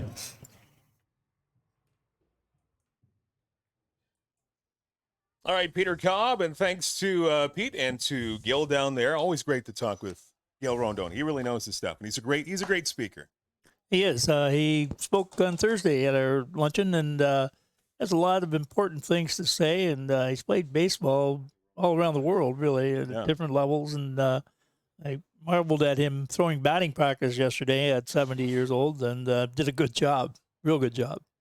So much quieter Fergie Jenkins Field this afternoon, but some great crowd interaction today, some good atmosphere, and the Barnstormers able to pay their fans back with a 12-5 win over a very talented squad from Barrie, the Barrie Bearcats. So they win 1 out of 2, as Barrie wins last night, and then Chatham-Kent coming out with great offense, especially in that one inning where they scored 7. So everything really firing in all cylinders for the Barnstormers.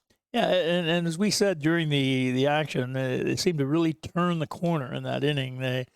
They got all different types of hits, and they were running the bases and seemed to be moving with a lot more confidence, and that seemed to inspired them.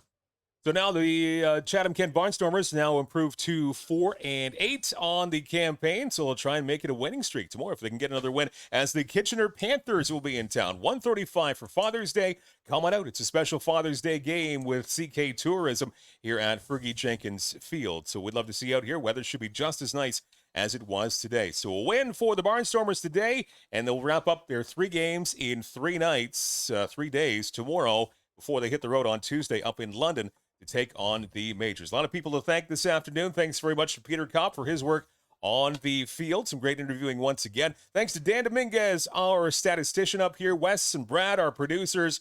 Thanks very much to Ed, as always, my partner in crime to my left with the color commentary, Ed Myers. My name is Mike Renier. And again, one final time from this Saturday afternoon. Beautiful day at the park at Fergie Jenkins Field. Your final score, the Chatham-Kent Barnstormers 12 and the Barrie Baycats 5.